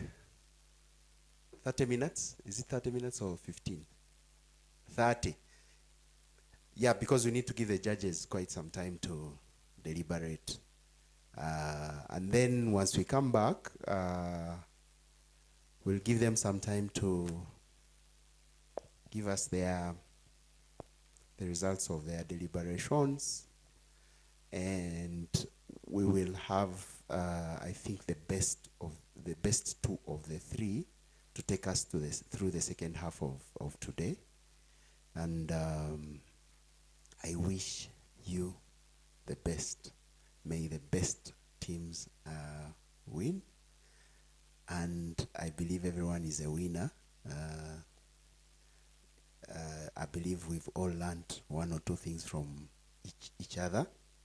And yeah, so see you in a bit, and enjoy the coffee, the tea, and please interact. If someone approaches you because of the way you were, splitting the numbers, please feel free to interact. We are here to make the investment ecosystem of Rwanda much, much better. And I believe by end of today, some people will, hopefully all of you, the teams, we will get your contacts, and you never know, potential employers are in the house. Potential sponsors are in the house. Mentors for your career guidance are in the house. We have regulators. So please go and enjoy your coffee and bites, and see you in a bit. Thank you.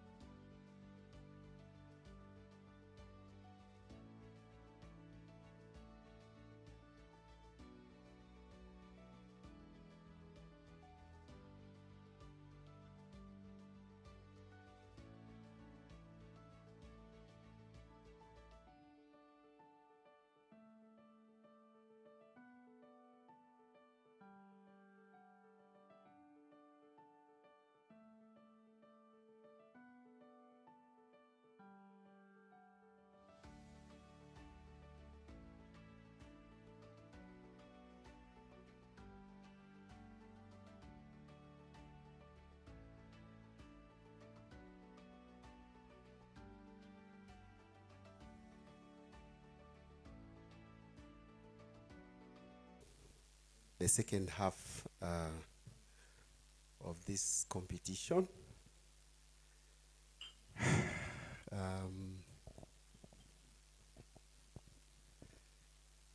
I've got a word from the judges that the results are in. I don't want to speak for them. I'm going to invite one of the judges to come and give us a word and tell us how things went and what goes on next. Thank you. Christian? As Christian is walking here, allow me to recognize the presence of Kigali International Financial Center. They are our long-term partners. Madam Anita Mutesi.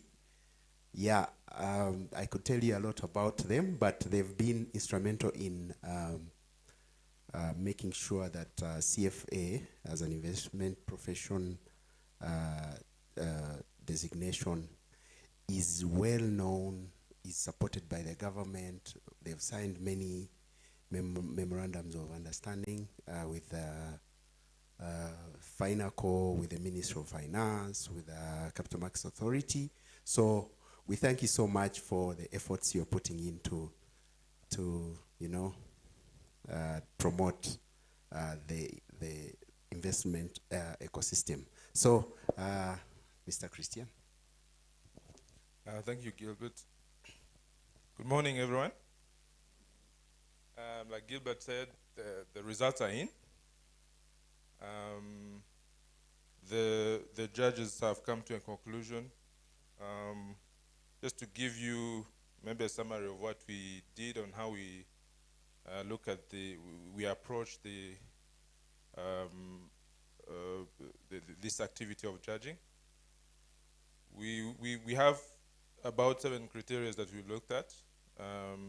One is your financial analysis, in terms of how thorough were your analysis, in terms of industry review and company competitions.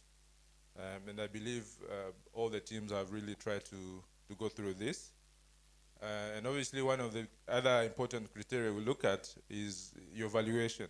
You know, the research challenge at the end of the day, it all boils down to valuation. And that's also, those two have the highest marks actually.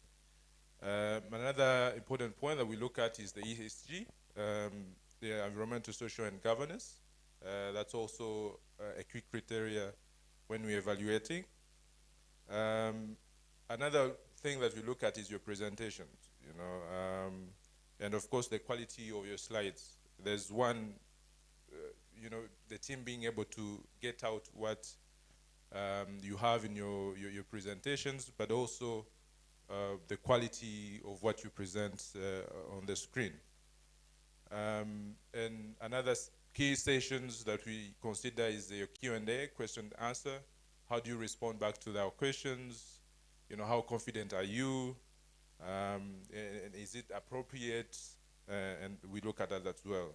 And of course, finally, we look at the teamwork. Is all the entire team involved, or is just one person, doing all the work? And so those are 7 criteria that we look at. Obviously, the most important is the financial analysis, valuation, presentation, and a Q&A. And then the rest have relatively lower marks.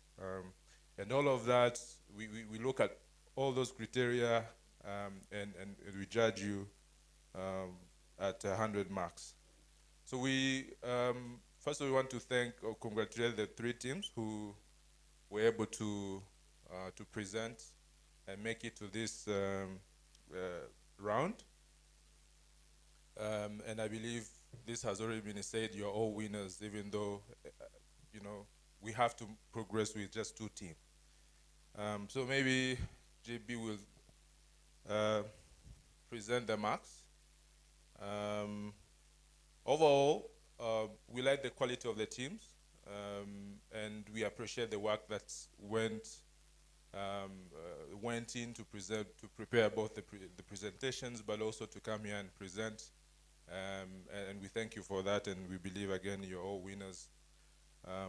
So, without further ado, let's look at our teams. We have 3 teams, A, B, and C. I don't know, is the presentation ready?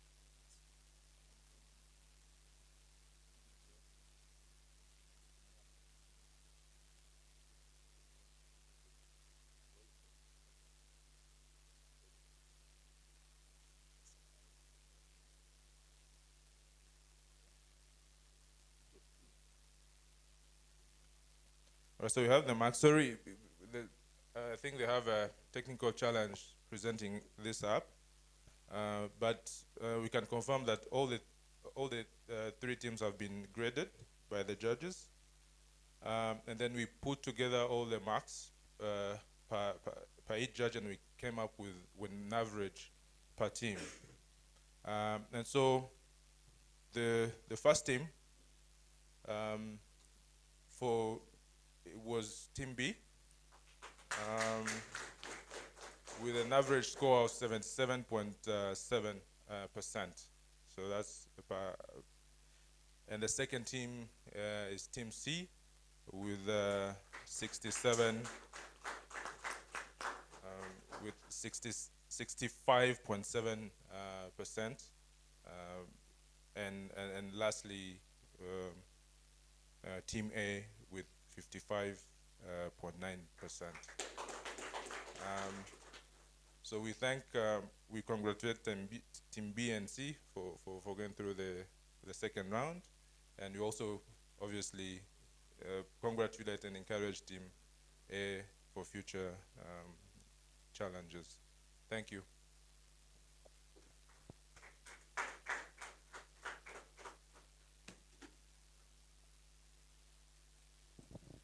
Thank you, Christian. A word of encouragement to the third team. I'm sure you've learned something out of this that will help you as either as an individual in your investment journey, in your academic journey, or even in your employment journey. Now, as we had talked in the morning, we are going to the next round, and this round will be for the first 2 teams. We are going to give you around 10 minutes to go and polish up your presentations. You will come back and present in front of the judges, and now, of course, the competition is more fierce. The questions are going to get harder. So come when you're really, really prepared. So we allow you this time to go out, choose a place. I think JB will help me on this to make sure you guys are segregated. You're separated, you're not copying from each other. We encourage your faculty leaders to, support you in making this much better than it was. We know you've moved on to the next level, but now this is the final one, and it's the best against the best. So we wish you luck, and we'll see you in a bit. JB, please help me. They can you know. Yeah. So just to walk you through what's going to happen, you're going to go out, make your presentations much better, come back and present. Then the judges will deliberate, and then we'll come up with a winner. We'll make some announcements, and then we'll do a group photo, and then break off for lunch, and then call it a day. Most importantly, this is a networking function, so please feel free to interact, ask questions, clarify on anything from any one of us. I believe we all know about the CFA Institute and the Society of East Africa. We'll be giving you more information during the breaks about what's going on in Rwanda and in East Africa. Thank you. See you in a bit. Questions, please, let me know.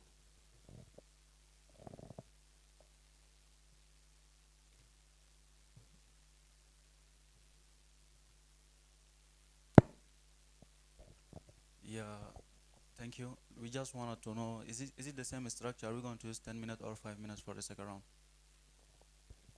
Yes, that's right. You're going to use the same amount of time, but it will be more interaction now.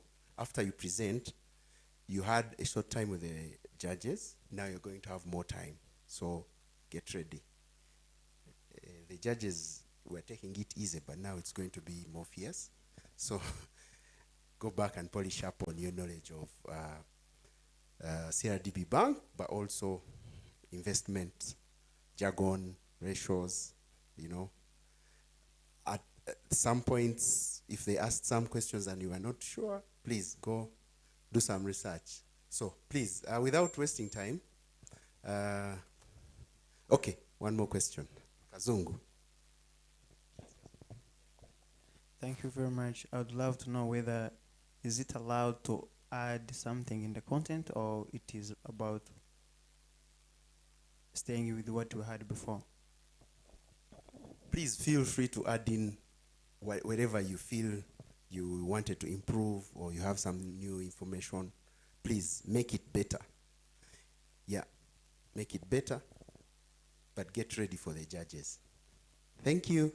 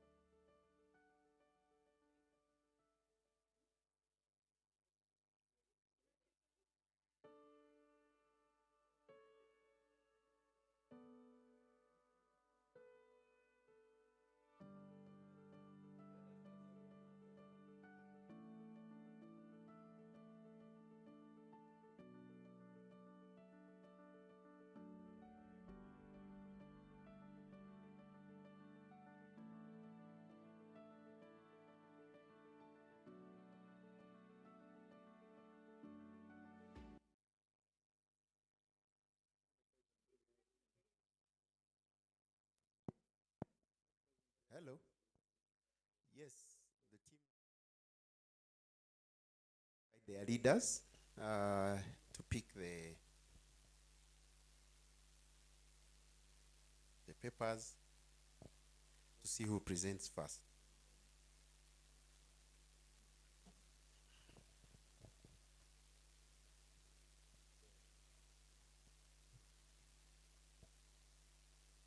BA, present first. Okay. So the team letters have changed. Now your team A, team B. Okay. So you need a few minutes. It's fine. A few minutes, no problem. You can go and sit. Yeah. So in like 2 minutes, we will resume the second half of the day, the competition, and yeah, we look forward to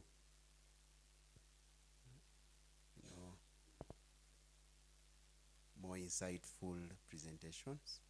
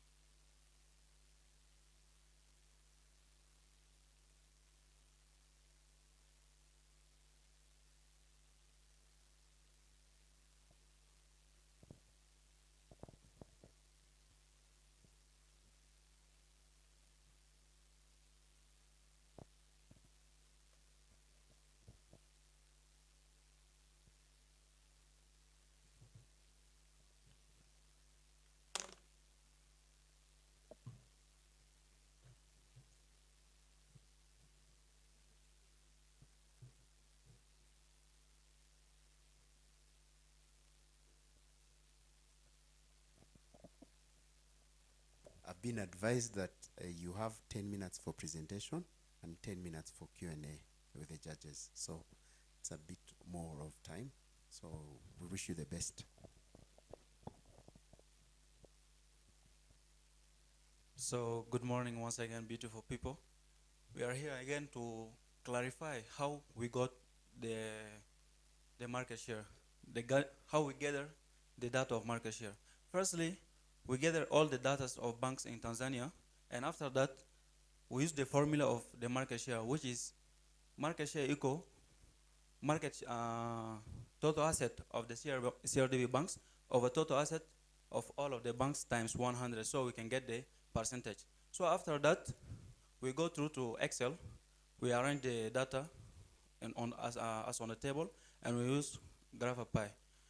And as we are proceed, we are giving my colleagues to present the part that we didn't present in the first round. Thank you.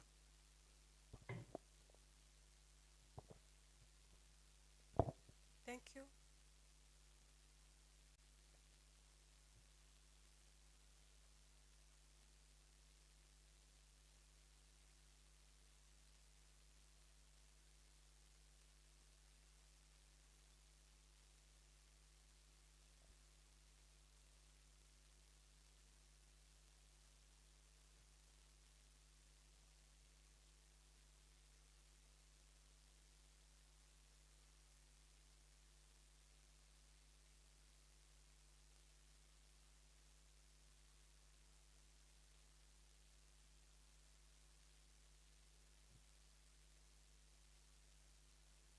Okay, thank you.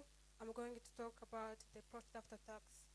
According to the CRDB banks, we have seen that according to these years, they have been increasing from 2019 up to 2024.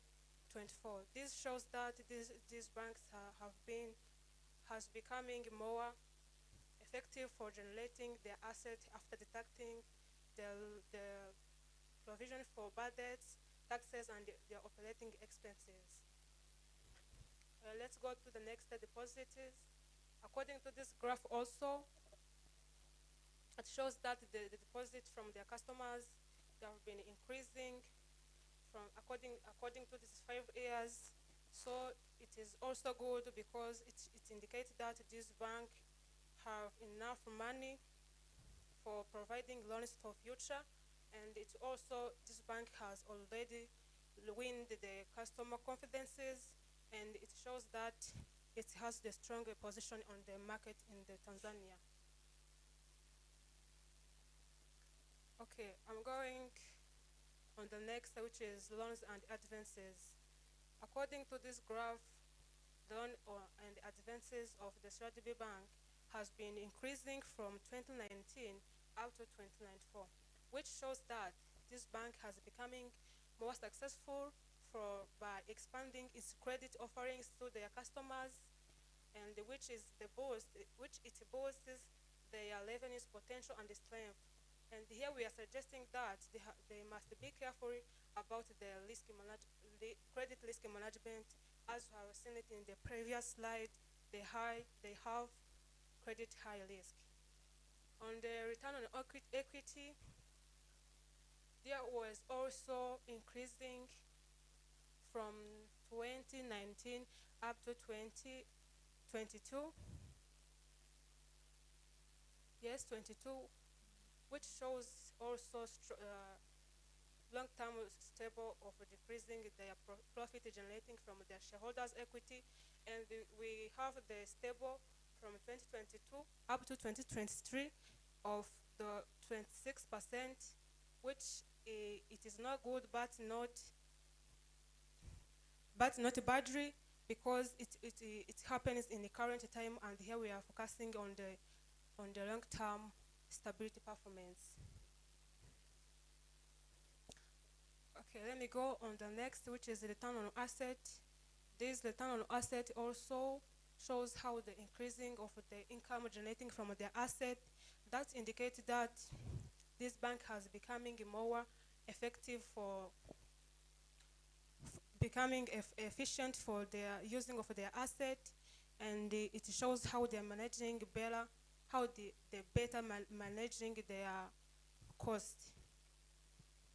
On the cost to income ratio, it shows how the decreasing of this ratio, which shows how they generating income for keeping under the control their cost, which shows how this bank have better management of their cost, and shows how they becoming successful for their profitability increasing or maximizing. So let me go to the financial position of this bank. So as we have seen on this statement, there was the showing how the increasing or decreasing of their financial position from 2022 up to 2023. According to the total assets according to the assets they had from 2022 up to 2023, they are increasing from 1,602 million Tanzanian shillings. So let me go to the shareholders. Okay. On the shareholders part, according to the 2022, they have to the 2023, they have the differences of increasing of 256 billion and 876 millions. And according to their selected financial condition indicators, we use the percentage for showing how it changed from the 2 years. And performing loans to the gross loans, it has changed from 12.9% up to 13.3%. On the gross loans and advent to the total deposits have changed from 19 to 2.5 up to 99.3%. On the deposits growth, it was 24.7% up to changed to 8.5%. Let me go to the income statement of this CRDB bank. I'm going to focus on the impairment losses and loans and advances, which shows how they increased about the reducing or depreciation of their assets and how the decreasing of their bad debt for the loans. Let me invite my colleague to continue. Thank you.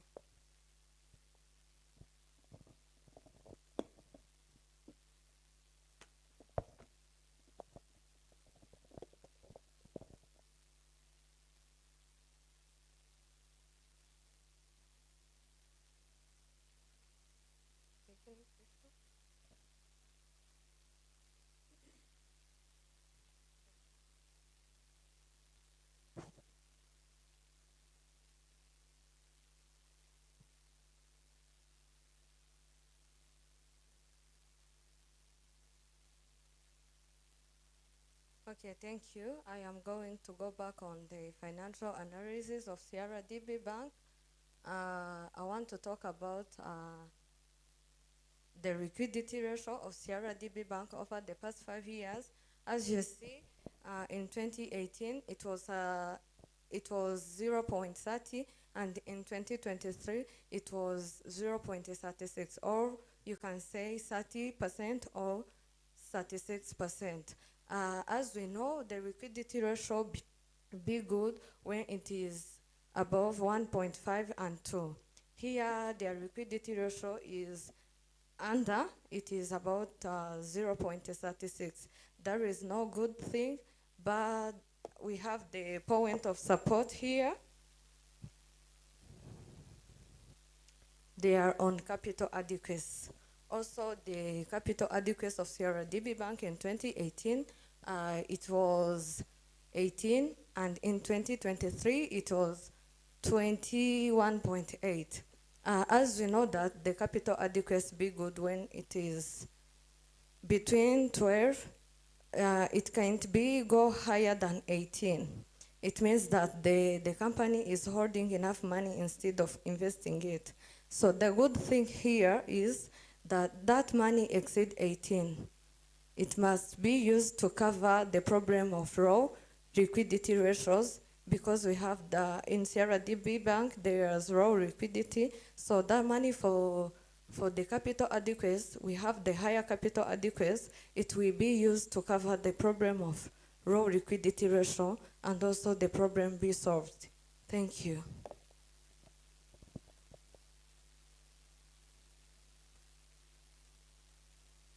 Okay, thank you. For me, I'm coming back to clarify about relative evaluation. This relative evaluation was about the CRDB with other peers competitors. For us, I was talking, we saw that price per book value was being undervalued. So undervalued is not the weakness of this bank, because when you compare it to other bank, so there's some factors that can be considered at this one. So, like CRDB Bank must be using on a discount, using their shares on discount, which gives the hope, as we see on the industry overview and the other factors that affect the buying of share. It is good for the CRDB Bank.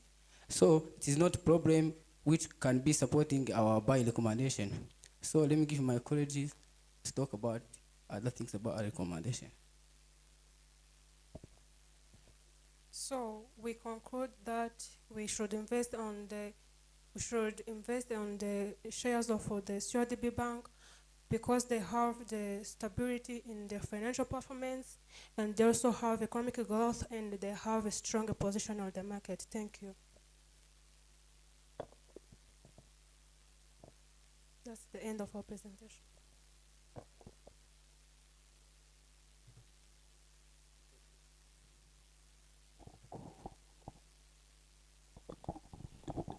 Let me go first. Just to clarify more on, well, I went through the financial analysis. Some parts are not really adding. In terms of the quality of the advances to the customers. You said it ranges between 2.8 to 3%.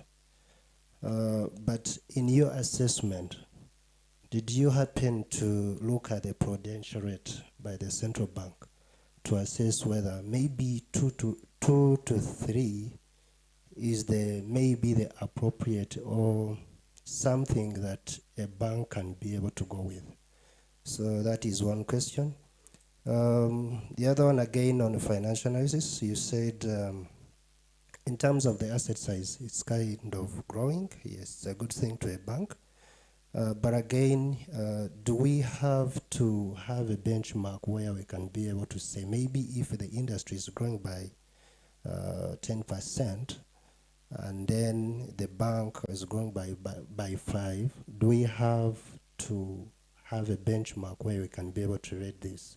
And in terms of the capital adequacy, again, I would request you more to dig deep in terms of looking at the prudential rate set by the Central Bank of Tanzania to make sure that we get a clear assessment of the parameters that we are looking at. Thank you so much.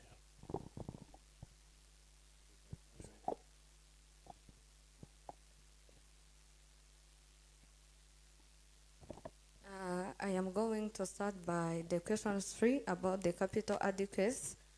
As we said on capital adequacy it be good when it is above 18, and it be low when it be bad when it is below 8. It shows that the company is in higher risk.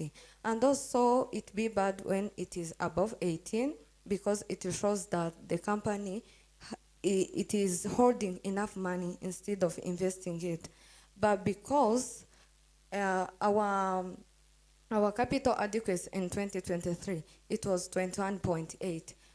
As you understand it, it already exceed 18. So that is because we have the low liquidity ratio, and also as you have seen it in SSG, we have also the higher credit risk. That is the reason why the capital adequacy must be high in order to overcome that problem of low liquidity ratio and also the higher liquidity risk, to solve that problem.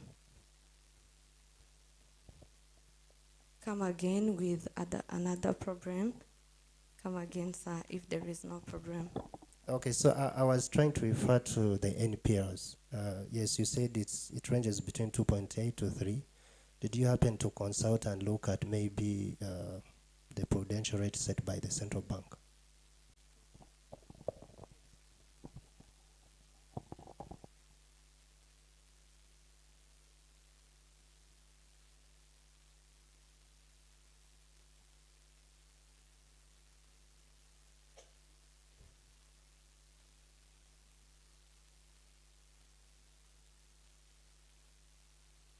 The problem of the road is not working.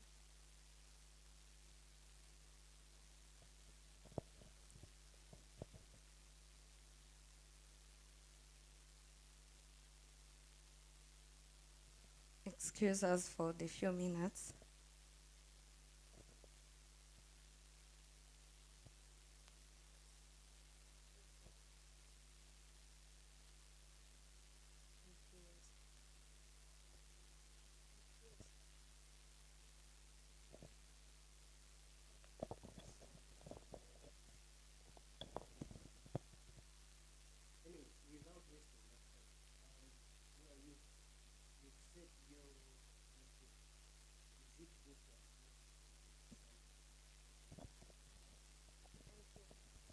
Okay, thank you, sir. You were talking about non-performing loans. Yeah, non-performing loans was in the line as all investors in central bank wishes, because it was reducing, which shows the loan risk is going upward. Downside. Yes, sir. Is well.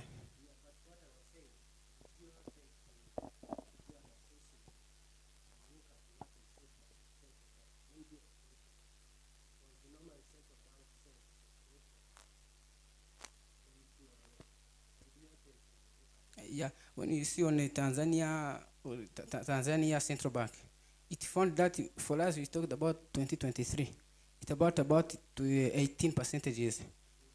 Yeah, but for us, I think it was minimum. I think it was good. Yeah, because the rate was it was going down. Okay, thank you. My question, I think I'll come back to the clarification that I was looking for was on the recommended price, because as you remember from the discussion before, it was still picking different numbers. So I wanted to know maybe after this session, like which one now would you recommend as the final one, and why maybe you stuck to that particular price? Okay, thank you, sir. For right now, we can.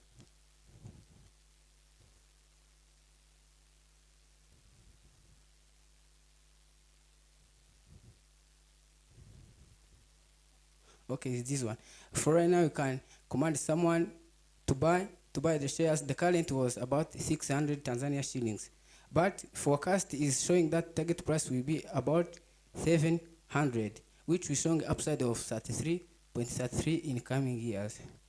So we can recommend someone to buy the share on that price, and it will be good to be increasing in the futures. Is that you can recommend someone? Does I answer very well? No, I think part of his question is there's a 1,000 somewhere in your presentation. So there are different numbers. You have 700, and then okay, if you go to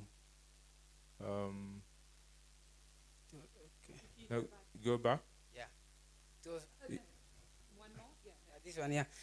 This one is about when we take all the methods I have used, and you take their impact and their findings, and you take our findings and put together. And after putting together the findings of all methods I have used, we got this one. But this one is about the part of the stakeholders who already in the CRDB bank. But for this one, is about the people who want to buy the shares in the CRDB bank. The first one. No, but all of this ideally should be the same, right? This is your computation, right? If this is your computation, yes, we should be receiving one figure that you reached at. So we actually have a question is it 400 in your computations, right? Sir, this one is about the shares. Because as you see, like here, we don't add, when you take this one, also take the competition of this one, take this one about the intrinsic value, and you take also the shares apart, and you put together. I think you can get that one. The question is also, what is the target price in your calculation? Which one is the one that we should be considering?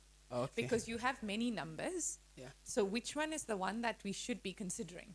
Okay, it's the first one. Let me give my colleague for better estimate. Yeah, sorry, like actually the current price we are using in 2023 is the first one in the first slide. So when we were doing the data, we were in current 2024, I mean, sorry. So that's why we also project that one just instead to show the investor that the current price of 2024. And the target price is 700? Yeah, it's 700. So is that the target price for me to consider if I want to buy a share in CRDB, or the 490 that you calculated before on the other slide? It's 700. Okay. Does that answer your question? It doesn't answer the question. I understood. If I say my thought, I'll be answering the question for you. You have the numbers, but you're not necessarily supporting it properly. So maybe I will just hold it for the moment. Maybe we can discuss afterwards. But you have it; it's there, but it's not necessarily you're not defending the position. That's why that. All right. Yeah. Sorry for that. No, it's okay.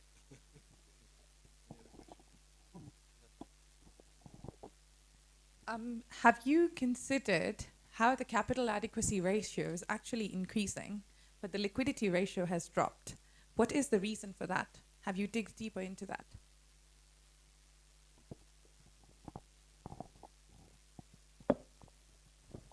Come again, please. So the capital adequacy ratio is increasing.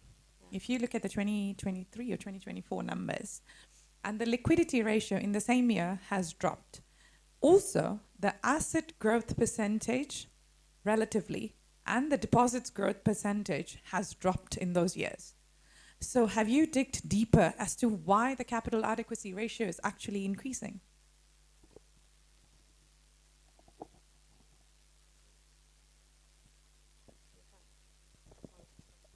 Okay, thank you for the point of supporting.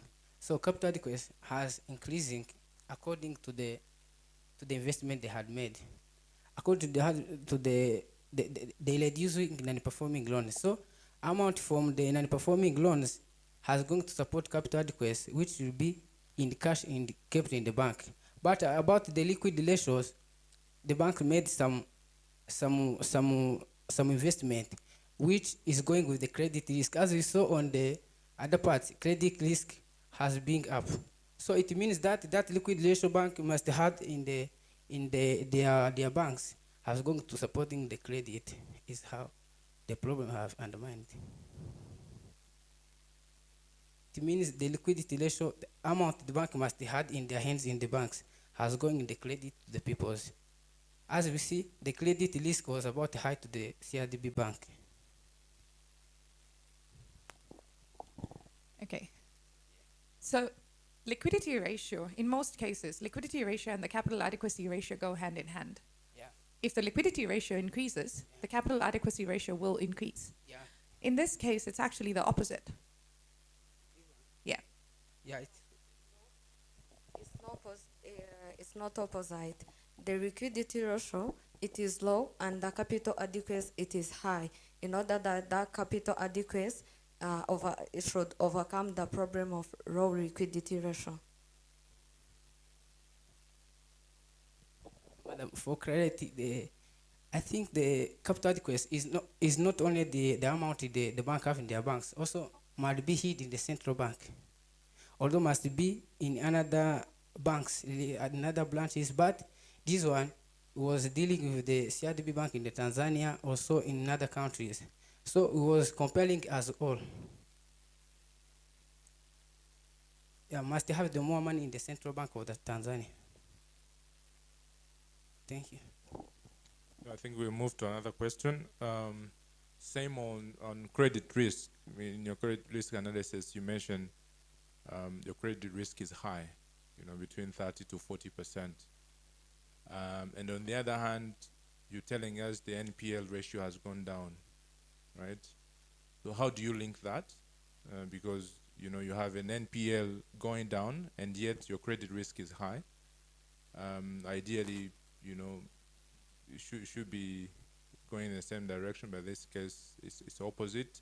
And what impact does your credit risk have on your valuation and your final valuation?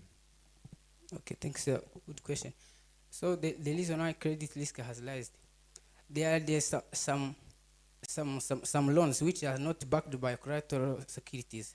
But as we know, high risk, it will, if is in the good way, it will give us the more profit in the futures.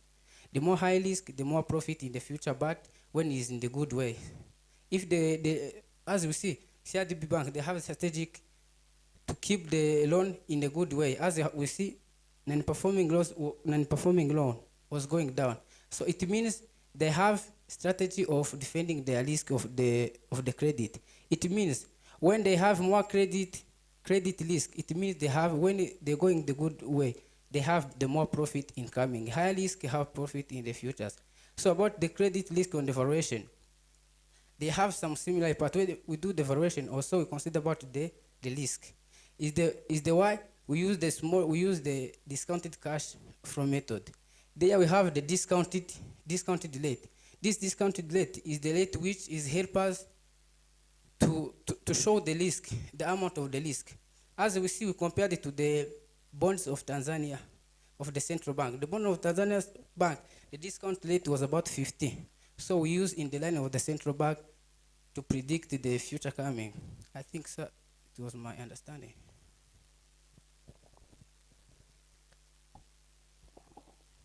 Thank you. In additionally, as we have seen on the loans and the advance, there was the increasing for the credit offering to their customer. So that shows that when you are increasing the credit you're offering to the customer, it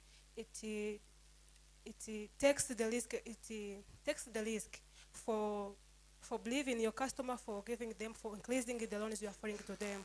So the more loans you offering to your customers, it also goes with the higher risk of credit risk. Thank you. Okay, if maybe I can try to walk you through. I've worked in a bank for some time. So the more loans you give to people, the more there is also a risk of people not paying you. Yeah. So when that happens, that means there is an impact on your income statement in terms of provisions.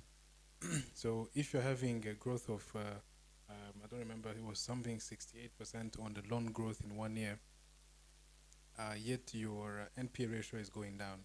What it implies is that there's a portion of your profit you're using actually to write off those bad loans. So it will actually eventually impact your valuation as you're doing, because it means there's a portion of income actually that's not going to the shareholder. Hopefully that the trend of thought is clear. So I think building to the question Christian was asking, even Shruti, was did you actually consider that credit risk actually in your valuation? What portion of that did you consider instead, other than just the dividends part?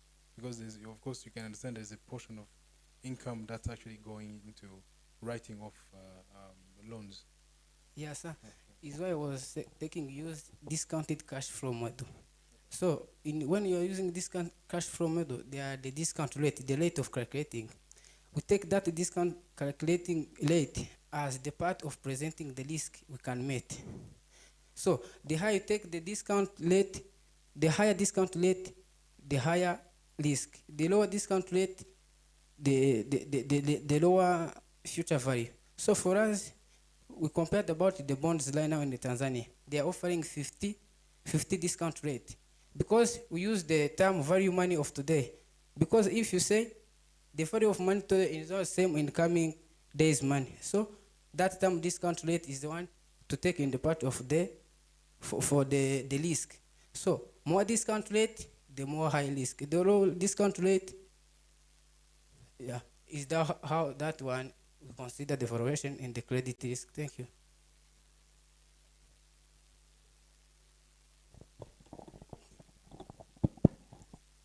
I think it's getting better in terms of numbers. Well, let's maybe dive from numbers. Just again to highlight more on the ESG framework. I just want to come back to it. I just want to understand specifically what the bank is doing. If you look at those factors, it could be generic, but we want to see specifically what the bank is doing in terms of ESG to make sure that it transforms the performance. Specifically for the bank, if you've done your thorough analysis and research on the bank could be having a specific ESG initiatives that it's undertaking, not necessarily looking at the generic factors. Thank you for a good question on environmental, social, and governance, on how the CRDB Bank can make the significant on environmental, social, and governance. No, I meant what are they doing today to make sure that it aligns with the ESG framework? In environmental, green financing, and sustainable investment, the CRDB Bank can provide loans that are support the renewable resource project and effective energy project. And then on carbon footprint reduction, the CRDB Bank has reduced the footprint reduction in order to minimize paper usage and to develop digital banking. On sustainable infrastructure and green building, the CRDB Bank can promote to invest in projects that are reuse environment materials and develop the green building criteria. On social, the CRDB Bank can have the all access to affordable of financial product and service on their customers. On empowering women and small medium enterprise, the CRDB Bank has developed the woman in order to promote, such as giving the loan. On small medium and enterprise, the CRDB Bank provide the loan that will support small and medium enterprise. On community development, the CRDB Bank provide the educational program, such as providing the scholarship. On governance, the transparent CRDB Bank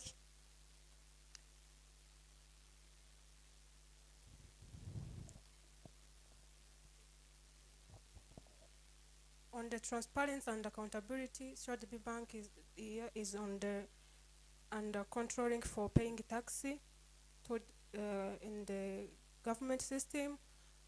On the risk and the sustainability management is to improving the risk management. Thank you. And on strategic version, the CRDB Bank is setting in the long-term goals that are help to remain in competition and trending on the market. Thank you.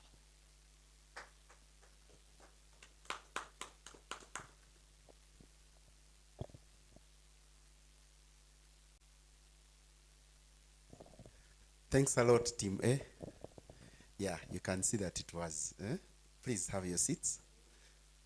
Yeah, and I like that you were, managing to answer the questions.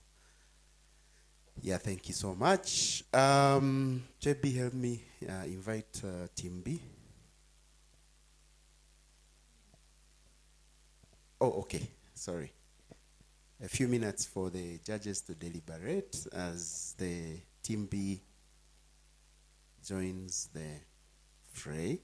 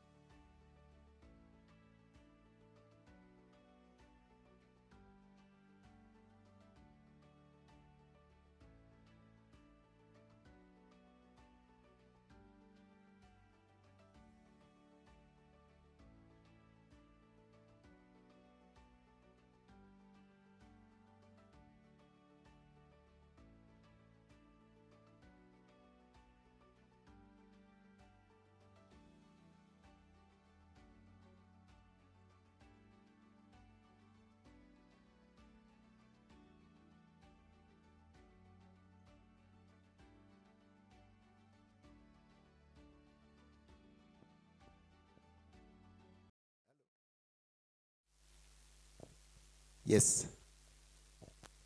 I'd like to invite Team B to the floor to give us their best. Yeah. It has been hot for Team A, so I hope you're ready. So the floor is yours. Take us away, and good luck.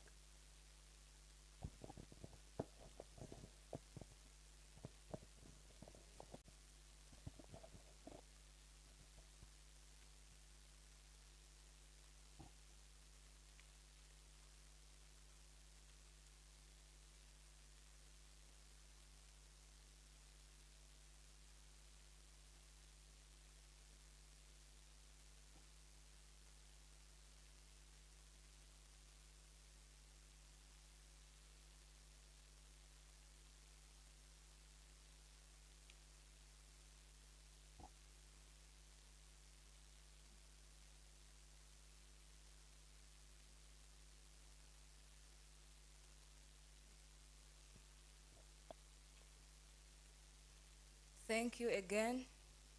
I'm going to describe on our buy recommendation grounds. We've recommended to buy CLDB company share on 981.644, an upside of 46% from the current market price on the 4 grounds that we based on, apart from the valuation.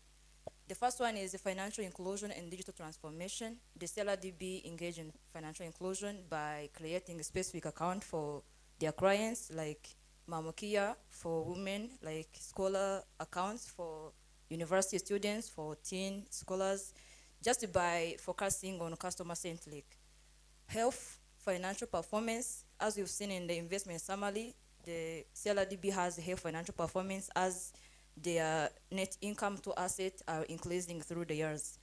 Brand strength and market leadership. The CRDB has been the largest commercial bank in Tanzania in 2022, and that leads to growth in the industry for their reputation. Diversified loan portfolio. CRDB engaged in diversifying their portfolio, like they invested in the equity investment and in the government security to assure that the risks are minimized, like the credit risk. Thank you. Thank you. What I can add is about technology. We are in a world of technology. CLDB was not left behind. Use technology, like they're included in their strategy, digital inclusion. They use deep technology to deliver diverse and accessible financial service. As we see in a presentation, they have internet banking system where the end person who have accounts in CLDB can access it everywhere they are, even with payment or borrowing. Thank you.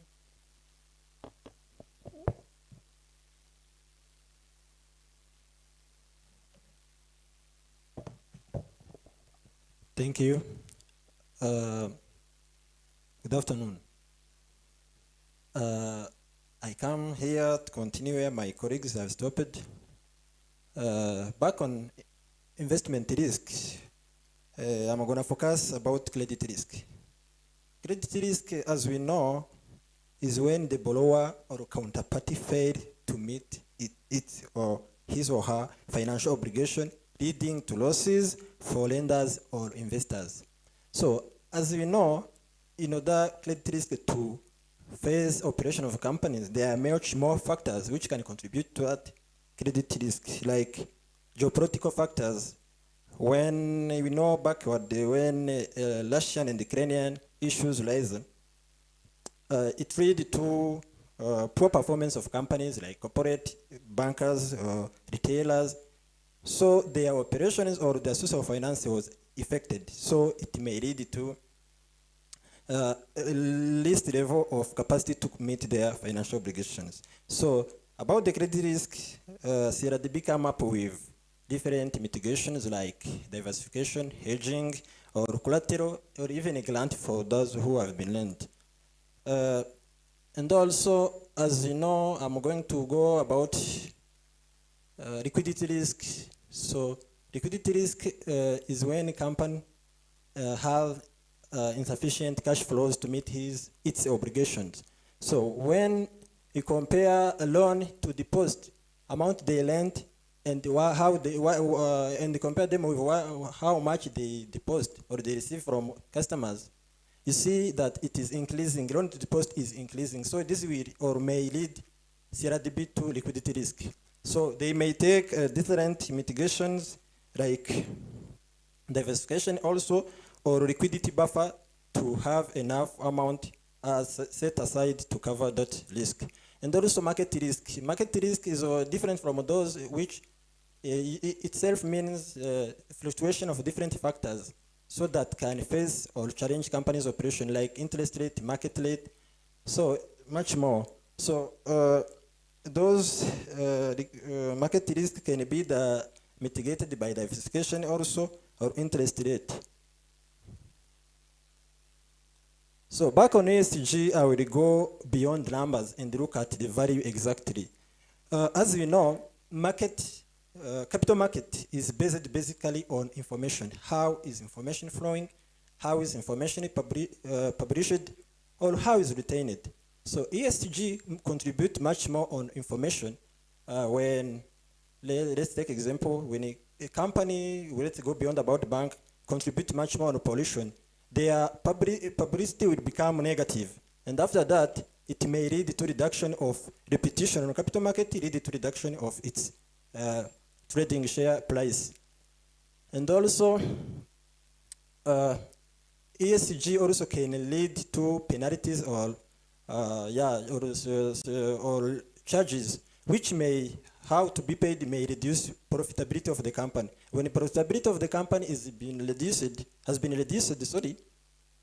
will reduct its P ratios or other metrics. When P ratios reduced, reduced, the trading price will be reduced relatively on aspect of elevation of its competitors or peers.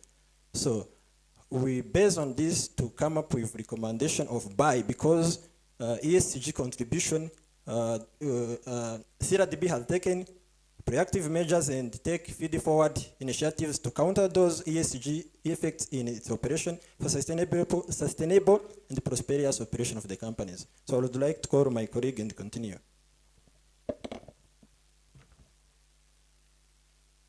Thank you. Adding to that is that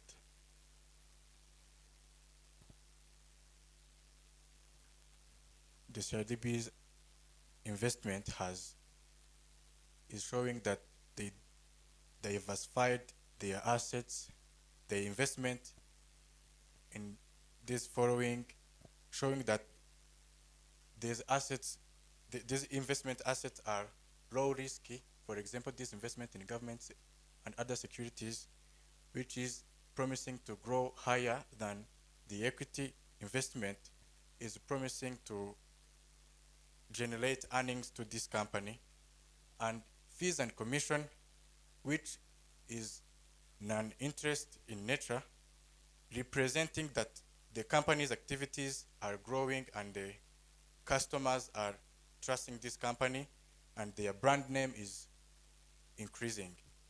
The net interest income forecast shows the growth, the higher growth also, representing the high performance of the company and growth in return on asset.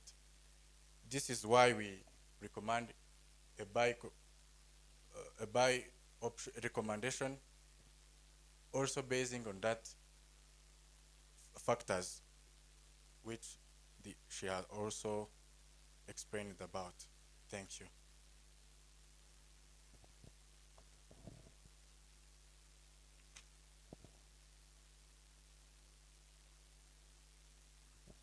Thank you very much. We're going to continue with the financial analysis. So with the financial analysis, mainly we can say that we compared the industry and CRDB Bank, and we saw that most of main financial metrics, we saw that CRDB Bank is ahead the industry. You can see, for example, on return on asset, you can see that from the year 2019 to 2023, CRDB was ahead the industry, with ending in 2023 with 5% return on assets. Also, return on equity is the main focus of shareholders because they want to ensure that the equity they invested in the company is going to generate something for them. So, according to our findings in company published data, we saw that CRDB Bank is also ahead of the industry from the year 2019 to 2023. By the end of year 2023, CRDB Bank return on equity, or also we can refer it to return on average shareholders fund, was 26.7 in comparison to the industry, which is 21. So by forecasting on the net interest margin from the year 2018 to 2028, we saw that from the year 2019, net interest margin have been growing until the year that we made our research. Also, it is forecasted that net interest margin will grow significantly until 2028. So by comparing to the industry, you can see that though this ratio seems to be low, but CRDB Bank, for it, this is because the interest income before deducting non-interest expense is quite big in comparison to the industry. That's why that ratio seems to be smaller in comparison to the industry. So mainly on this part, we can highly focus on non-performing loans which are sensitive to the performance of the bank, because when non-performing loans grows higher, the bank is not promised to generate more interest. As we know, the main income of the bank is the interest received from loans offered by the bank. So this means that for CRDB Bank, it is promising because since year 2019 to 2023, the bank tried to reduce this non-performing loan in comparison to the total loans offered, where in comparison to the industry, it tried to minimize it lower than the general industry numbers. So I can continue on valuation, which is the main driver of our recommendation. So we reached our recommendation by using dividend discount model.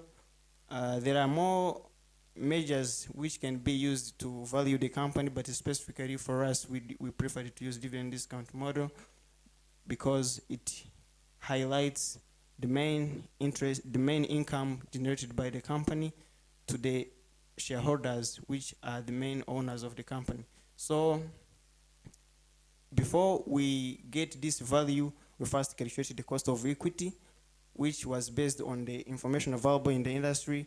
We looked at the daily fluctuation of share price of the bank in comparison to the average of the industry.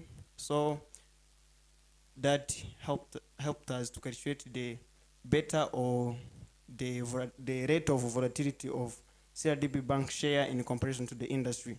So by combining beta or the rate of volatility of CRDB Bank in comparison, we combined it with risk-free rate, which have been referred to the government bond of 5 years, which have been issued since the year where we started our forecasting to year 2028.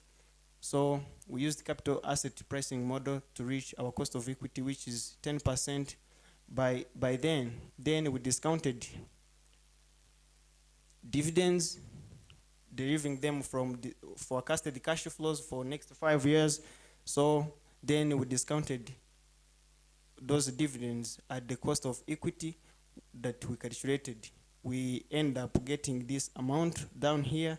So at this amount, this was discounted cash flows. Then we also added the terminal value, which was derived by taking dividend for the last year, and we multiplied them by 1 plus G, which is the normal growth, and we divide it by cost of equity minus that growth. Then we got the terminal value, which have been added to the discounted dividends. This value down here we added the terminal value to get the total value of the bank. So this total value have been divided by the number of shares of CRDB Bank to get the share price. So after getting the share price, this was the intrinsic value from our valuation method. So we compared it with the listed price, and we got an upside of 46%, which shows that the company is actually undervalued by the market. So that's why we decided to recommend investors to buy shares in this company, because it is generally undervalued by the market. Thank you very much. I think we can welcome a question or any request from us. Thank you. Maybe if I can start, if you could go back to there's a table you have where you have net income computation. Can you walk us through how you computed the net income, the forecasted net income?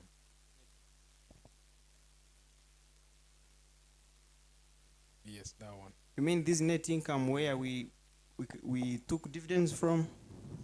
Actually, I can go in the appendix.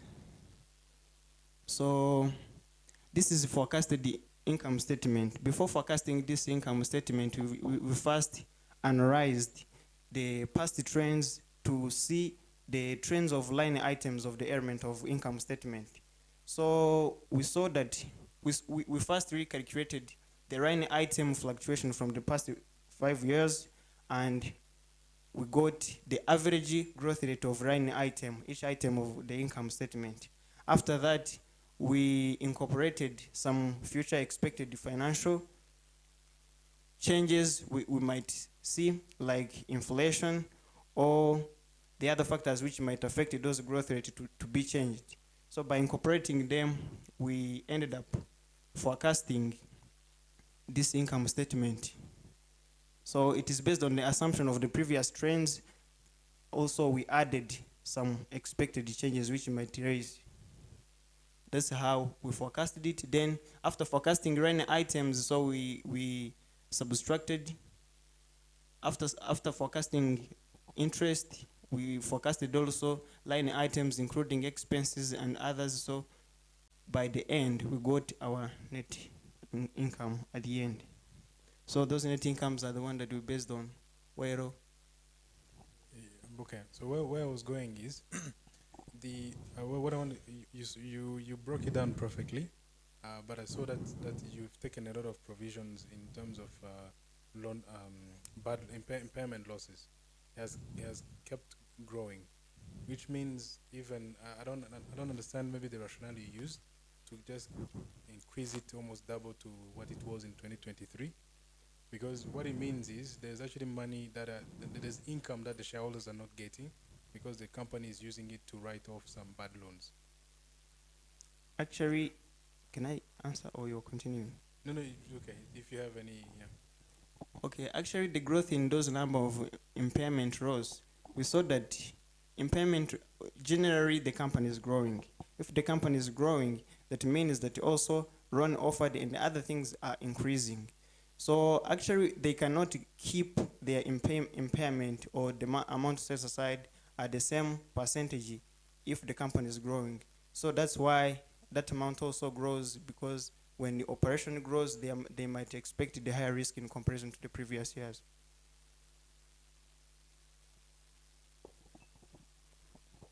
If you just go back to that sheet that you were just showing, if you look at the operating expenses there, which is your salaries, your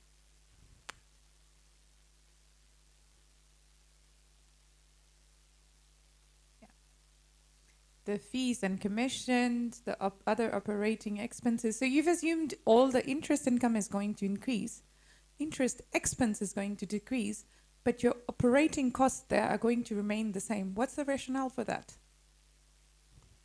First, we first calculated the average growth rate from the previous years. For some years, we saw that even though the company revenues have been grown, but for some previous years, we saw that there are some element of income statement which did not grow consistently. So like there was no steady growth in each element. For some years we saw that this year increases and the other year declines. So for those which had no consistency, we decided to use the average growth rate in comparison to the previous years. Okay, so the question is, for example, on salaries and benefits. They've been increasing all across the year, but you've maintained the same in your forecast. Other operating expenses have been increasing consistently, but you've maintained the same in your forecast. And then, how does the interest expense reduce when your interest and income is going up? Actually, I'd love to see it well.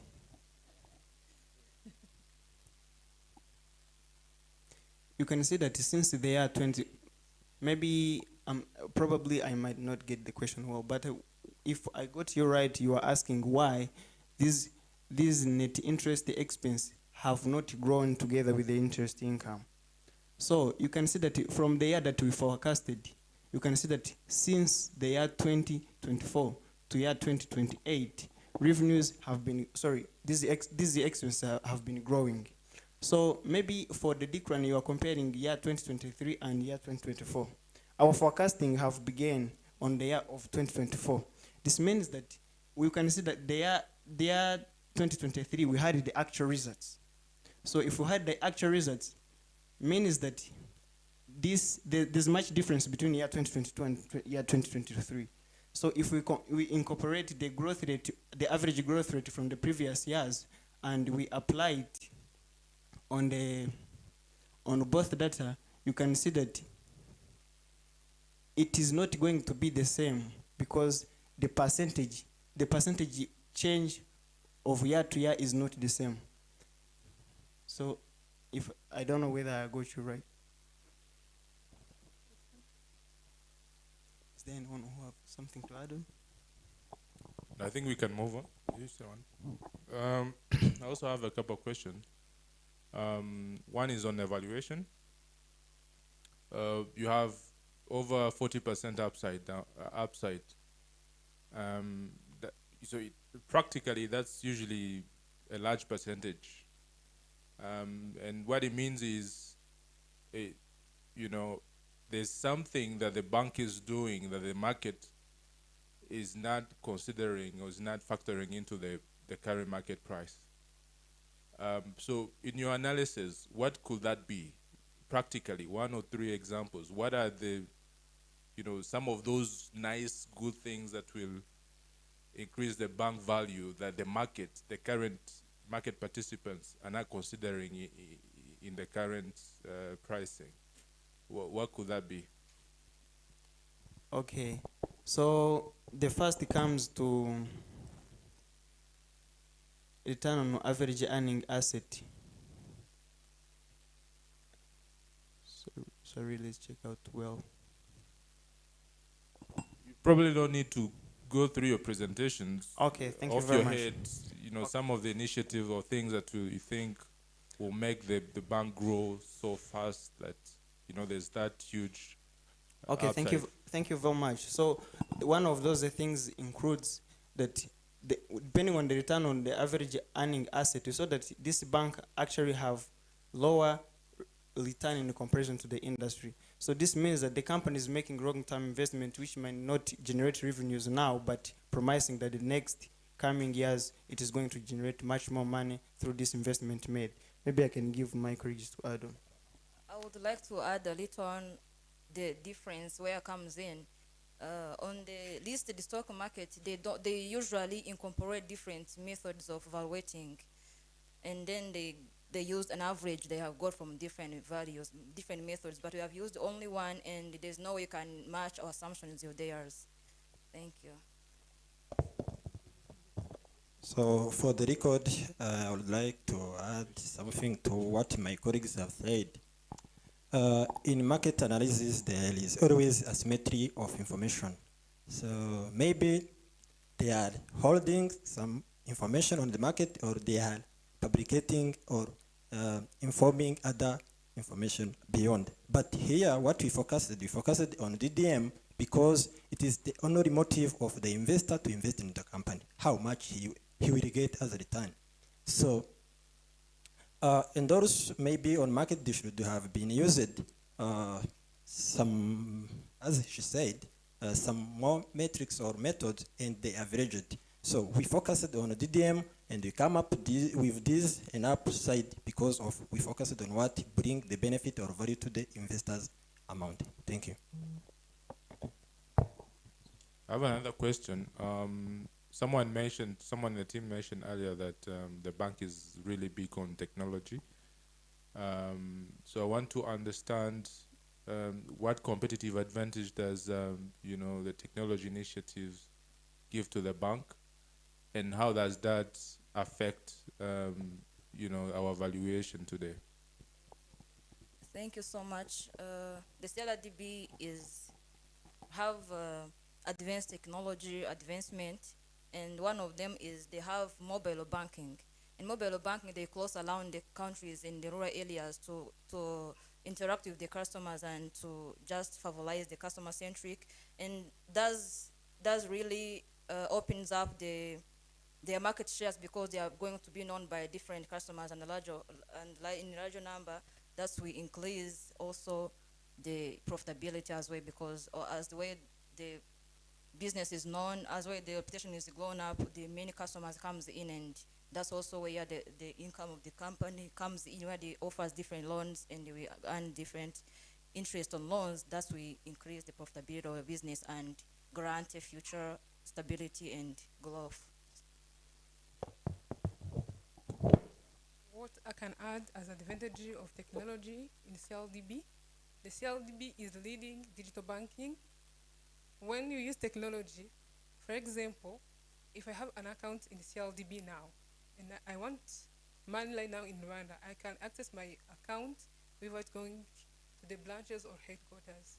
This will lead to increase in the customers because it's not requires many things to get your money, and this technology, this increase in technology will lead to the increase in the customers, which lead to increase in the revenue of CLDB.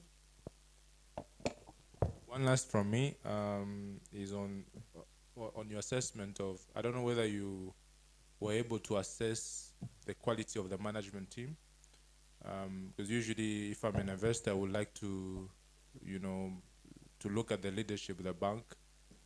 Did you make that assessment, and what were your conclusions? Thank you. We have done everything we could to assess the quality of the management team. As we know, as I have said, for ESG, we have a governance. The governance aspect look how the team or board of management of a bank or any company is being composed either by nationality, by gender, by sex, whatever, in order to have inclusion in that management. So the reason to do that is when you have, for example, a foreign, they have an insight or expatriate to contribute in your board for strategic operations. If you have females, they have also their special to contribute. You have something or someone else with different or diversity for that board will contribute large. So as we see, CLDB board has diversity for gender diversity, male and female ratio for 2023 and 2022. The board, the male were 83%, while female were 17%, which permit to grow. It is not static here. They will grow, they will include much more or may more. Nationality foreigners and Tanzanians ratio, they have 80% of foreigners who are expatriate. We have Arabs, we have whites, and whoever to contribute to those board. And we have age gap. So they have a youth, they have a middle, they have a strategic point one. So I think they contributed much. And much more, for inclusion, they have what I can call Sharia banking, or taking into account its Islamic banking system called Al-Balak. So this is the board or team which is responsible for advisory of that Sharia banking. As we know, Sharia banking is different from now banking system as we use globally from either West or European for where they charge interest or they do banking for interest or profit purpose. While Sharia, they, like communism and socialist, they do banking to promote or motivate or develop each other. So that is the quality of management. Thank you.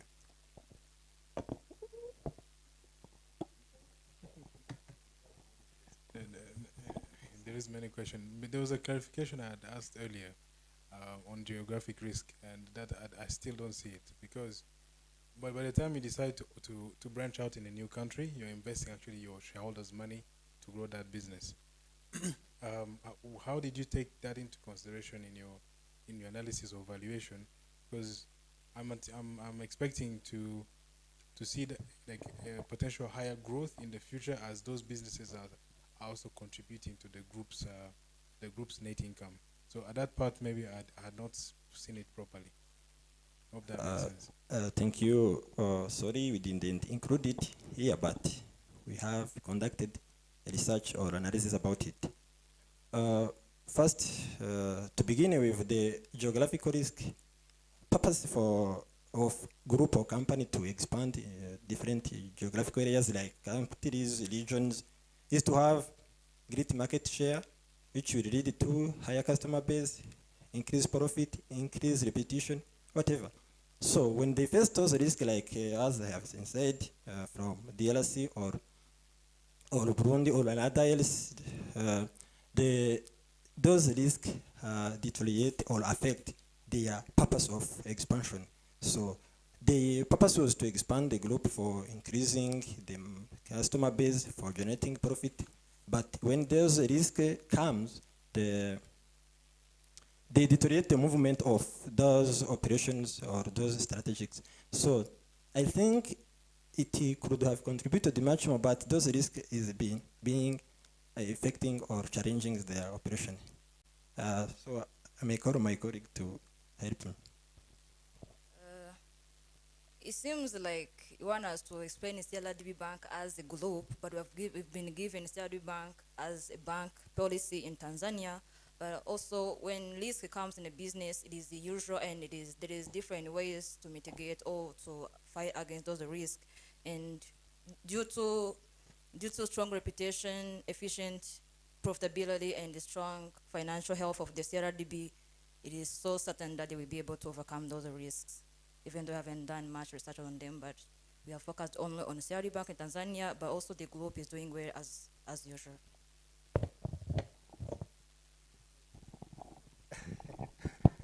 Sorry, so I would just want to come back again to the evaluation. Would you go back to the evaluation?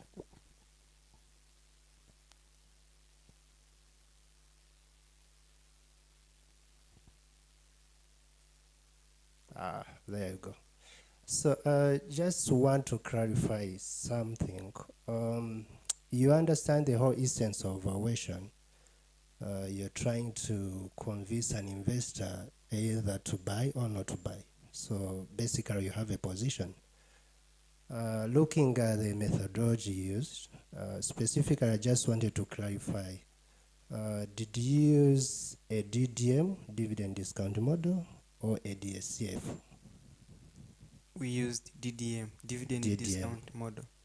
So it seems there is a real mix-up in terms of the input that are incorporated into the model, because if you look at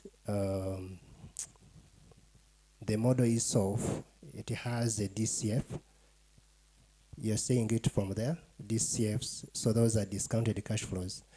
Whereas what goes into any methodology, they are specifically different. So if we are taking a DDM, specifically we need to look at the projected dividends, like you said, but again, we need to replicate for a growth rate into that dividends. And those, and the growth rate has to be reflecting the retention and the sustainable growth rate in that model, which actually is not shown. If you go to the next slide, you see those inputs where you have a terminal value. Those are inputs into a DCF, not DDM. And again, I would want to ask, did you specifically look into the methodology you're using, or is it a mix-up? Because at the end of the day, an investor wants to come up with a clear position on whether to invest or not. For us, we use the dividend discount model. So maybe there might have been some mix-up in naming, but not in the data calculations. Because in data calculations, for us, we depending on the past trends, we saw that because this bank have been growing year by year and at the very high growth rate, to the extent from the year 2018 to 2019, there was a big growth in net profit nearing to be the double. So for us, we saw that if we can calculate the growth rate in dividends in a normal way that we used, we saw that it might result in a very big value which cannot be understood, because depending on the formulas, we know that we take the highest dividend, we divide it by the latest dividend, then we square root it by also incorporating the number in the root, the number of years we took as a sample. So by using the formula, we saw that it might result in a very big number. That's why we considered years which have related growth rate. You can see that for the first year, for the year 2022 and 2023, even 2021, there was a relationship between growth. You can see that the company was growing in the things which are related. But if you can incorporate the year 2019, there were very much difference, to the extent if you can apply the normal formula, you see that they are giving very big numbers which cannot be applied normally. So that's why, for us, we just considered the relationship between dividends and net income, because when we know, if we know the amount of money which is going to be taken as a dividend, we just also understand the remaining is going to be the retention. So that's why we focused on dividend, but bearing in mind that the remaining amount will be the retention. So that's how we came up with that is 30% payout. Then we discounted it on the cost of equity.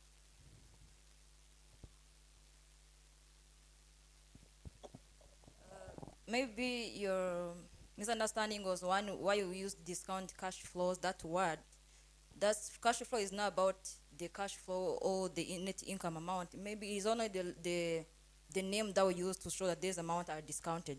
But we use the net income and multiply them by dividend payout ratio to get the dividends. These dividends were the one which have been discounted to get discounts. Dividend discounted, maybe we should have used that name, but that is clearly stated there. Okay, I'll ask one last question, hoping no one else has another question.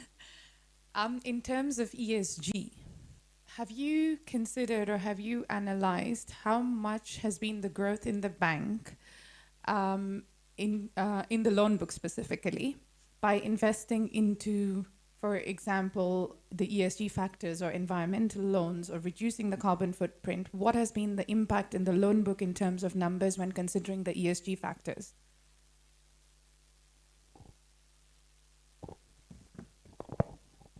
Sorry, more related to that, I saw the bank is in the CG what? GCF.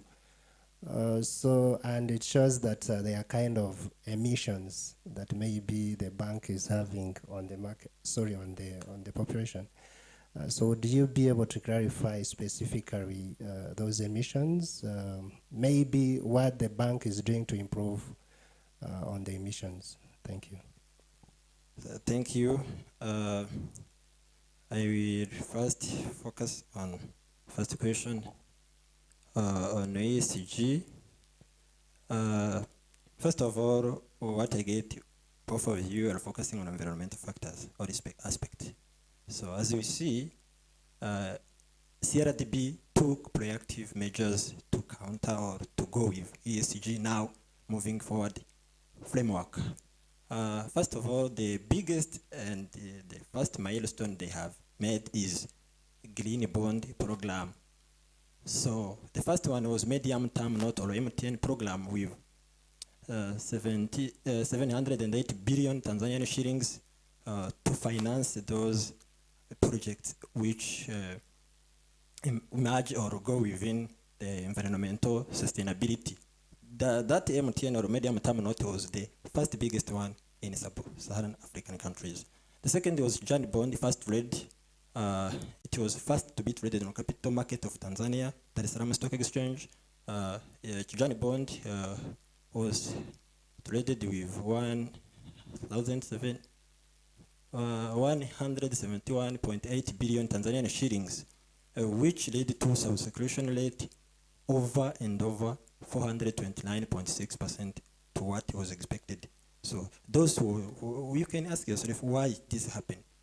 This because the credibility of ESG, for ESG of CRDB on how they have an initiative, proactive measure, and feed forward to contribute their share on the sustainability environment. Even though they are not directly involved in pollution or emission, but they are trying their best to finance those projects to show their contribution on that.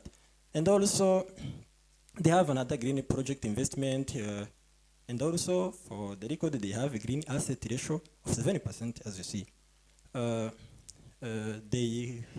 Another projects are renewable energy. They try to invest in renewable energy, which reduce those emissions, like wind power engines, solar panel solars, anything else which reduce those emissions. When they invest in renewable energy from wind or solar, they will reduce at a certain percentage of those emissions which are led by the petroleum usage. So, and also they are green bleeding. As you see, their office is, it has been certified for their green breeding initiatives. So for the record, we don't have exact numbers about how much emissions they have reduced or have traded. As we know, nowadays they are trading emissions reductions, but their initiatives shows or promise that they will have my biggest milestone in this process. Thank you.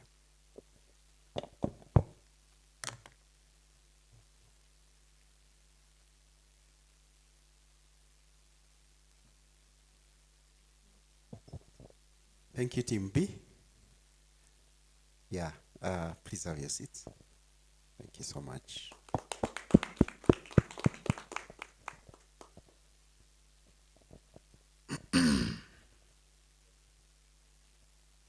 We're going to give the judges a few minutes to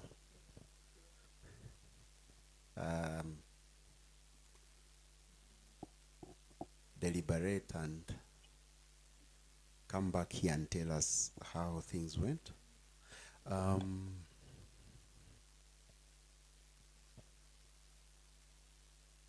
Yep. CFA, Chartered Financial Analyst. I wonder how much you guys know about it, the candidates and the, the universities, but it is one of the most prestigious designations. Our judges, all of them, part and parcel of the investment ecosystem, and they are largely affiliated to the CFA Institute, CFA designation. I believe you saw that in their questions. They live these numbers every day.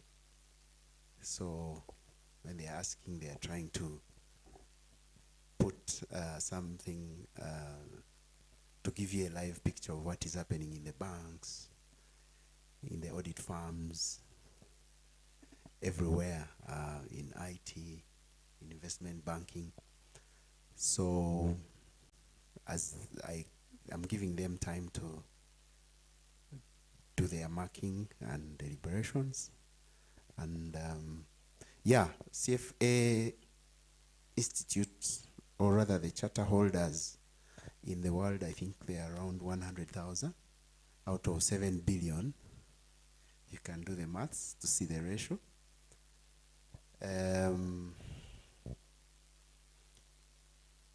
In Rwanda, we have, I think 7 Rwandan charter holders, and I think 3 more non-Rwandan. So you can see a whole country, 12 to 13 million people. We have 10 charter holders.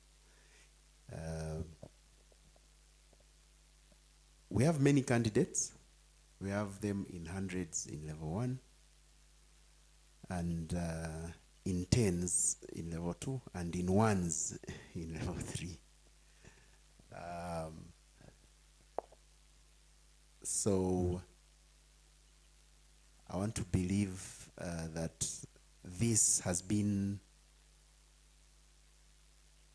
if it's your first time to interact with the CFA Institute or the designation, I want to encourage you to consider taking it up after your university. It's one of the most prestigious. I've had some of you with a CPA finished, CPA ongoing. There is also ACCA, there is also CFA. But if you want to live in this world of valuation, investment banking,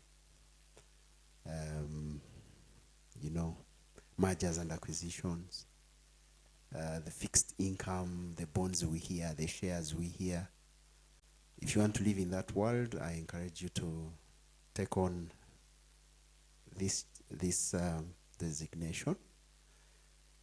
We used to, you know, spend days traveling and suffering with getting an exam center, but the CFA Society East Africa has brought it to Rwanda, so you can just wake up in the morning and go to the exam center. There's more information available even after this function. We'll interact, and we are keen to give you more information if you're interested.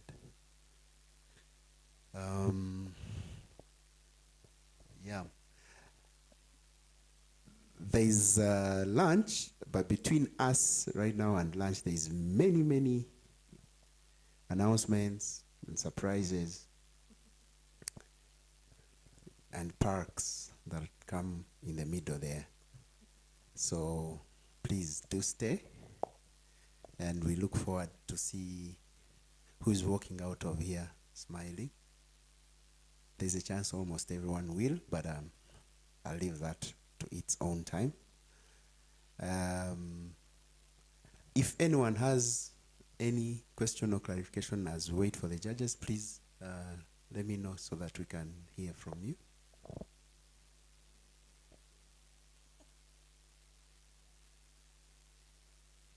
JP?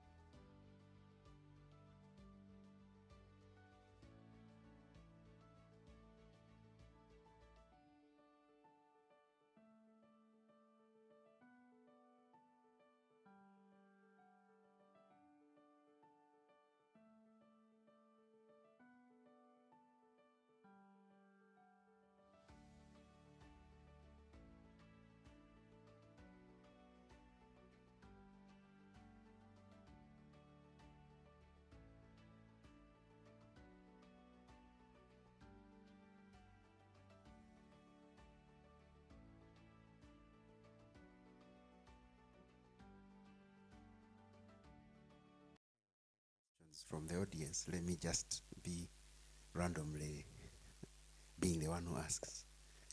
Allow me to request faculty advisor for team, this is team B? This is team B? Yeah. Just a question. I thought I would pick your mind on how you see the organization or the interaction between what the students are doing and what they study in class. Are they, living up to the standards you expect of them, or they are going even beyond? They are below, they are at par, or they are more? You could give us maybe your kind review or remarks on both the exercise, the process we went through, how it connects to what the universities teach, and what the market expects. Thank you. Your name, please, also. Thank you. My name is Frederick Nibaruta, from University of Rwanda.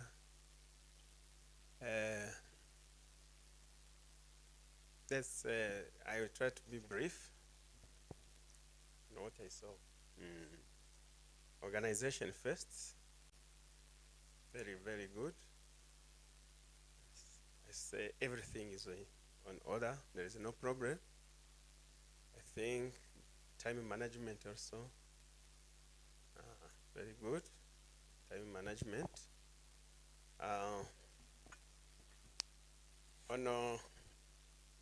Our students are very, very, when I try to compare what you are teaching in the class, both groups, even if the third one, they are promising and they're very good. They are high, not low, high. I congratulate them.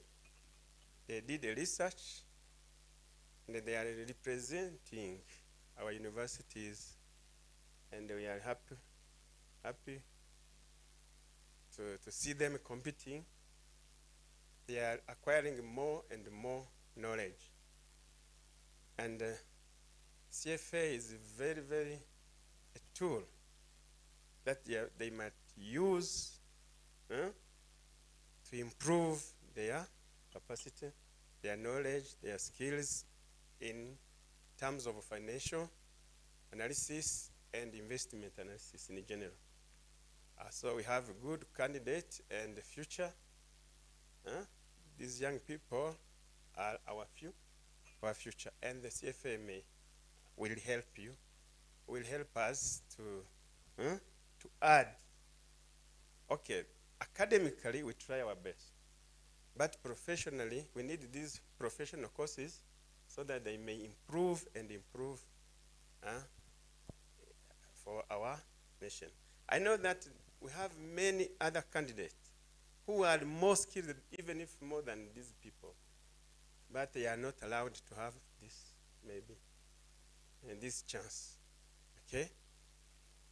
For example, at the University of Rwanda, we have many people who are more skilled, but they are not here. So even if academically they are very strong, so if they add, you can, even if, let's say, if it is possible, you can give more scholarships, train more people to support us, we academicians. And it is better for the country, for the future. So I think this is what I can say. If there is a possibility to expand, I don't know how you will do it, but we hope that you will help the country. That is why you are here. Thank you. Thank you, sir. Yeah, that is an independent view, and we thank you for those remarks. Just to update, Kigali International Financial Center and the Ministry of Finance got together and put some scholarships for Rwandans. Unfortunately, okay, I can't say unfortunately, it's the first step. They started with government employees, okay? But they want to cascade as the World Bank gives more money, maybe to go to university level and, you know, increase the number of candidates who can do CFA. So thanks for your remarks. People, we've moved. So we keep thinking as the funds and the resources allow, and CFA was strictly for people who have a university degree and some experience, 3 years or something. But in the past couple of years, they've also allowed people who are in the final year of university too. So to your point of the accessibility, it's there for people, anyone who is in the final year. At the point of financing, I agree with you, it's never easy, but also the World Bank has, you know, started that program through the Ministry of Finance to sponsor. They've started with government employees, and as funds go on and on, they'll come to universities and it will be available. For us, we provide the environment. We try to provide the environment. We try to advocate for sponsors, MasterCard, you know, any NGOs that can be able to, you know, support, and even banks. The market is really, really wide and available. We have around more than 20 financial institutions, including banks and insurance companies, more than 20, but each of them needs a chartered financial analyst. Right now, they're even looking for a level 1, someone who has passed level 1. So you can imagine the market is really, really out there looking. It's looking, and you know, I believe with the skill that it gives you, examples of your valuations, it's no longer about debit credit, it's about after the financials have come, can I give more insights in how the future might look? Can I give scenarios? And which is what we've done today. That is more information. We have even more. I believe the judges have concluded their deliberations. Allow me to stop, take a break here. We'll talk more, but we come back to the plenary. Allow me to hand over to the judges to give us their final part of this competition, and then we move on to the next level or next item on the agenda. Judges?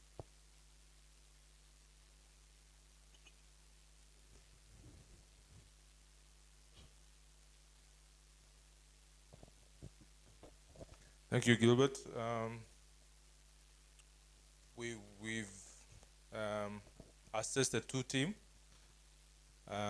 and we have a winner, and we believe this team has done relatively well on all the criteria that we've initially laid out, from financial analysis to evaluation to ESG to teamwork to how they conducted their Q&A sessions and quality of slides. And not to say that the other team did bad, but this one did better. So on behalf of the judges, I'm happy to announce that our winner is Team B with 75.7% average score.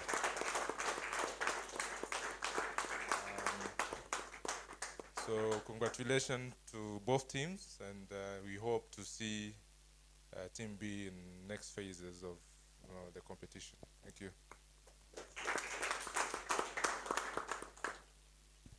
Amashimeshi. Thank you, Christians.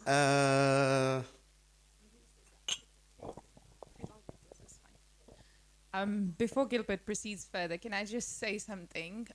It takes quite some courage for all of you students to actually come here have the guts to stand there, perform in front of us, be grilled by us, if I may put it that way. So well done to all of you, and kudos to all of you that you guys even took part in this, and you will all go very far.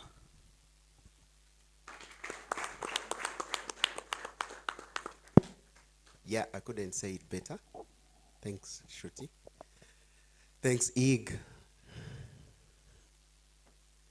Thanks, John, for taking out time out of your busy schedules, out of the holiday, to come and spend time with these young budding analysts that you've seen. They've put out their best.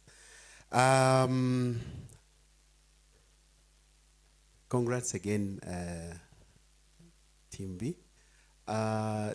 JB, we are moving on to the next item on the agenda. We're going to give awards, that's plaques and certificates. And I will request Andre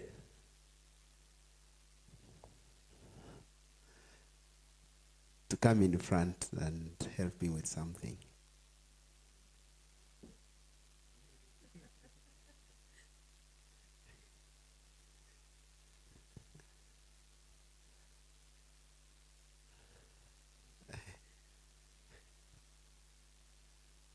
Hi, Andre. Ladies and gentlemen, among the few less than 10 charter holders, Rwandan charter holders, one of them is this gentleman.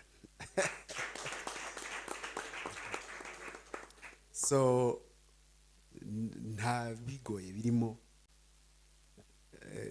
he will tell you better. I thought I would invite him to give you just one or two words and then tell you about himself and what he's doing with the FinCo Hub. And then as we prepare for him to hand over the first set of awards, and then we move to the next thing. Thank you. Thank you, Gilbert. Good afternoon, everyone. We are here because of CFA Institute Research Challenge.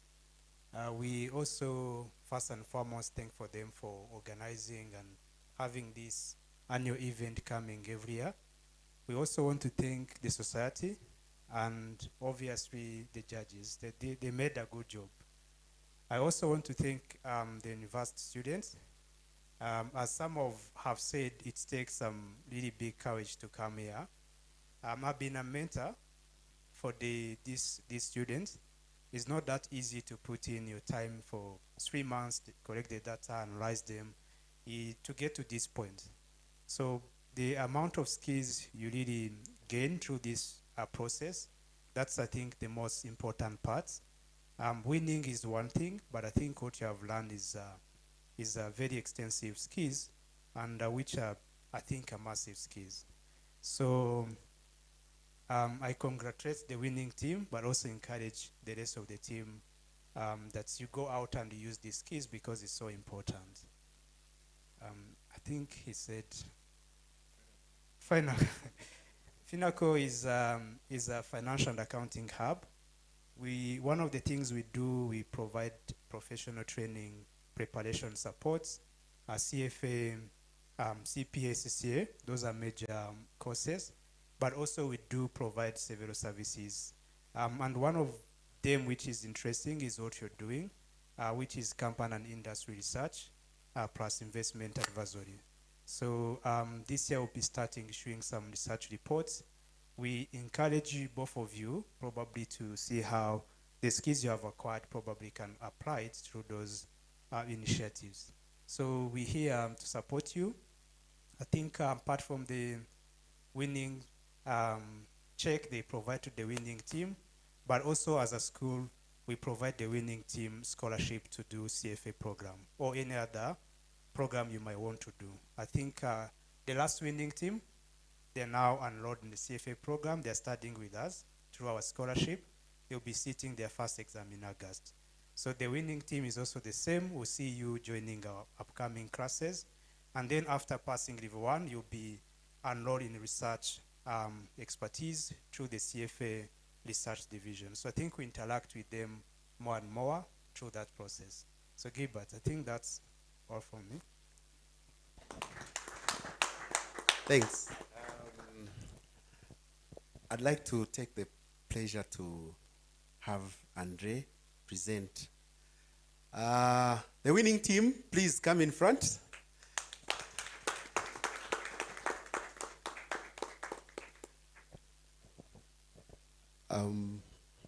Yeah. So there's very many things to carry in your hands for being the winning team. Please come in front in the middle and face the audience. Yes, this is your check, 500 USD.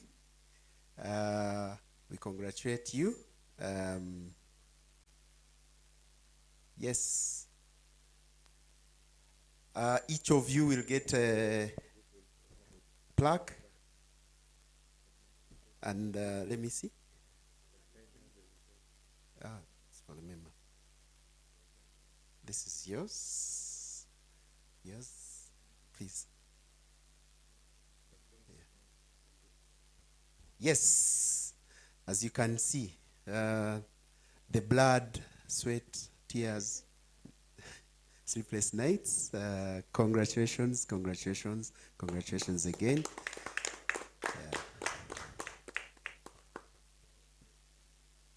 We request the faculty advisor also to come. Without you in the background, without you giving them the basics in class and in the research challenge, yeah.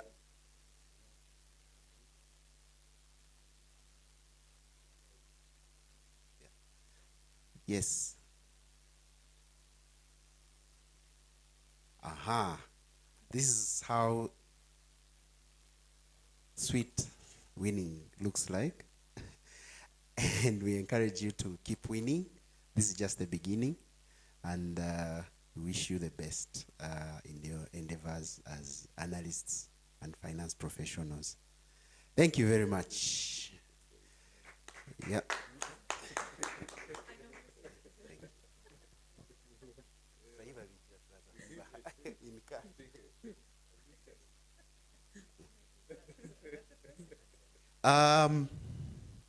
Second, I'd like to request Ig and John to come and give the next set of awards. And then finally, Christian Shuti will give the final set. And yeah.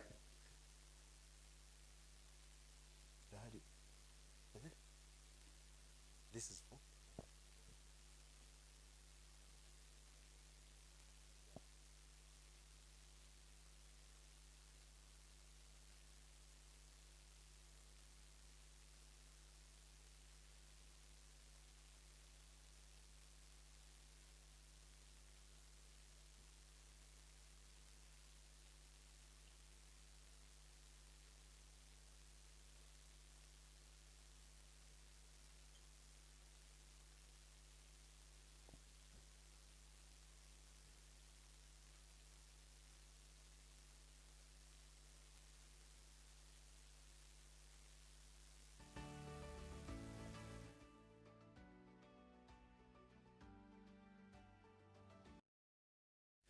So the industry mentor for the winning team, I apologize, he's not able to be present, but maybe I can take it on his behalf. And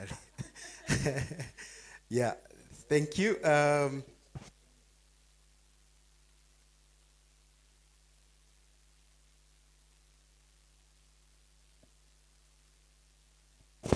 Thank you.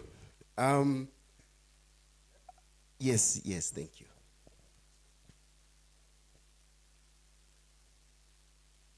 Okay, a bit of changes. JB, in the grading, the second and third team, What were the marks?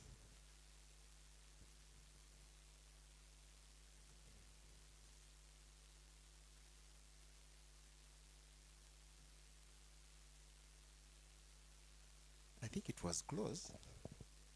Was award, and it goes to. I'm going to ask one question this side. What does CFI stand for? Anyone? It stands for Charter Financial Analysis. Yes, Charter Financial Analyst. That is CFA. I asked for CFI. Anyone knows about CFI? Anyone knows about FMVA?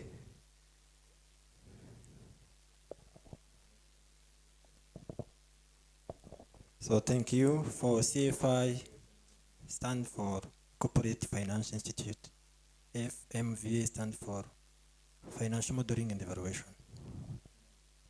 Yes, thank you. So the board members initiative is going to sponsor one team member from the other team and this team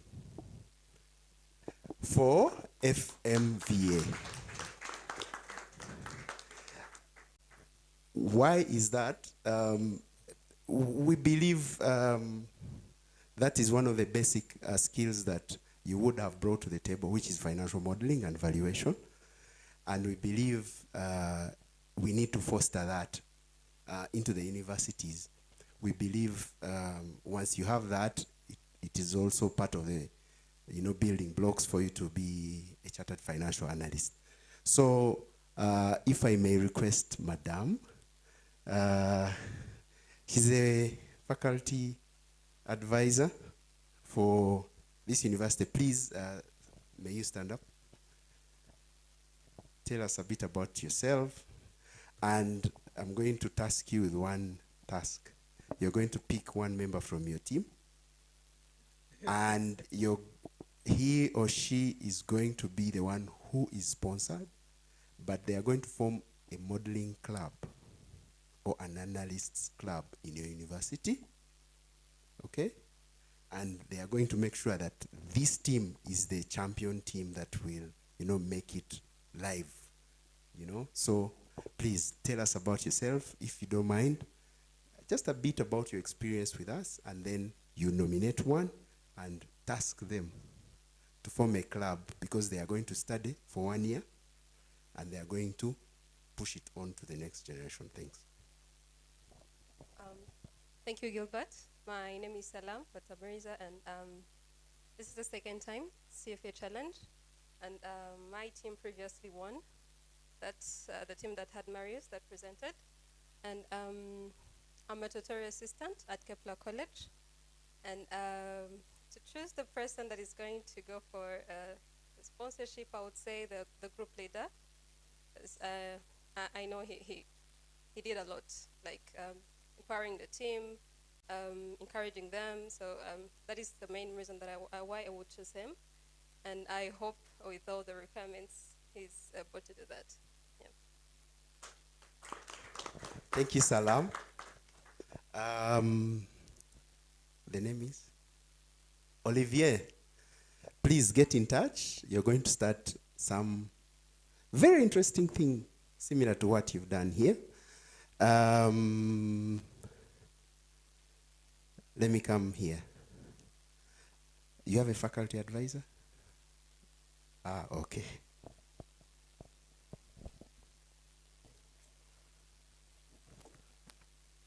Thank you. My name is Teside Zaitun Omoderka. I'm a tutorial assistant in Nestru Hentedi. Firstly, I want to congratulate the winners and also the other participants. They did a great job.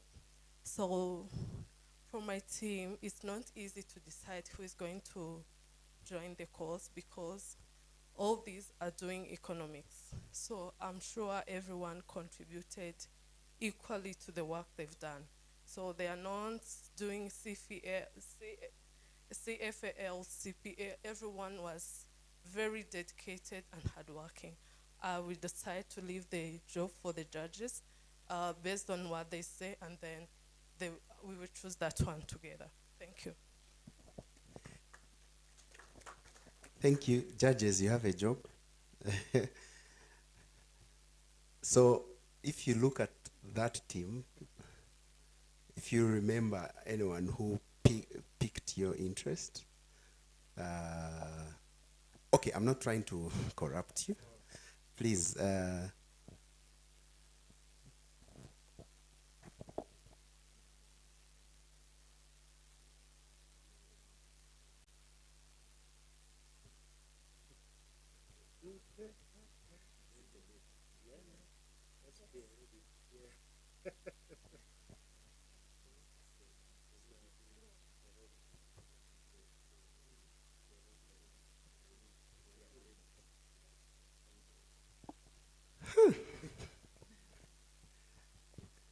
They said the lady in blue. Congrats, congrats, congrats. What's your name? Thank you. My name is Kevin Enatete. Kevin and Olivier, please get in touch. You will love that course called Financial Modeling and Valuation Analysis. So that's the board members initiative. So you can see everyone left this room a winner.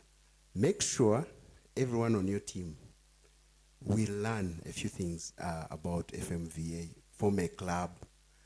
This is not only for you, even for the people in your class, in your school, in your university. If you can form a club, a valuation club or an analysts club, you never know, you could be bringing out the next, charter holder. Without further ado, yes, Ig. One of the comments maybe I wanted to make to all the teams was, when you're presenting, you're not presenting to the screen, you're presenting to the audience. And I would like actually to offer my service to the teams around, actually on presentation skills. So I would offer a couple hours and just train them actually on presentation, how you tailor it, and so that actually it makes much more impact. So a couple hours, I'll coordinate with JB and yourself, and we can do that. Wow, wow, wow, wow. Thank you, Ig. Thank you so much. Any other comments? I might have, run ahead of myself. Any other comments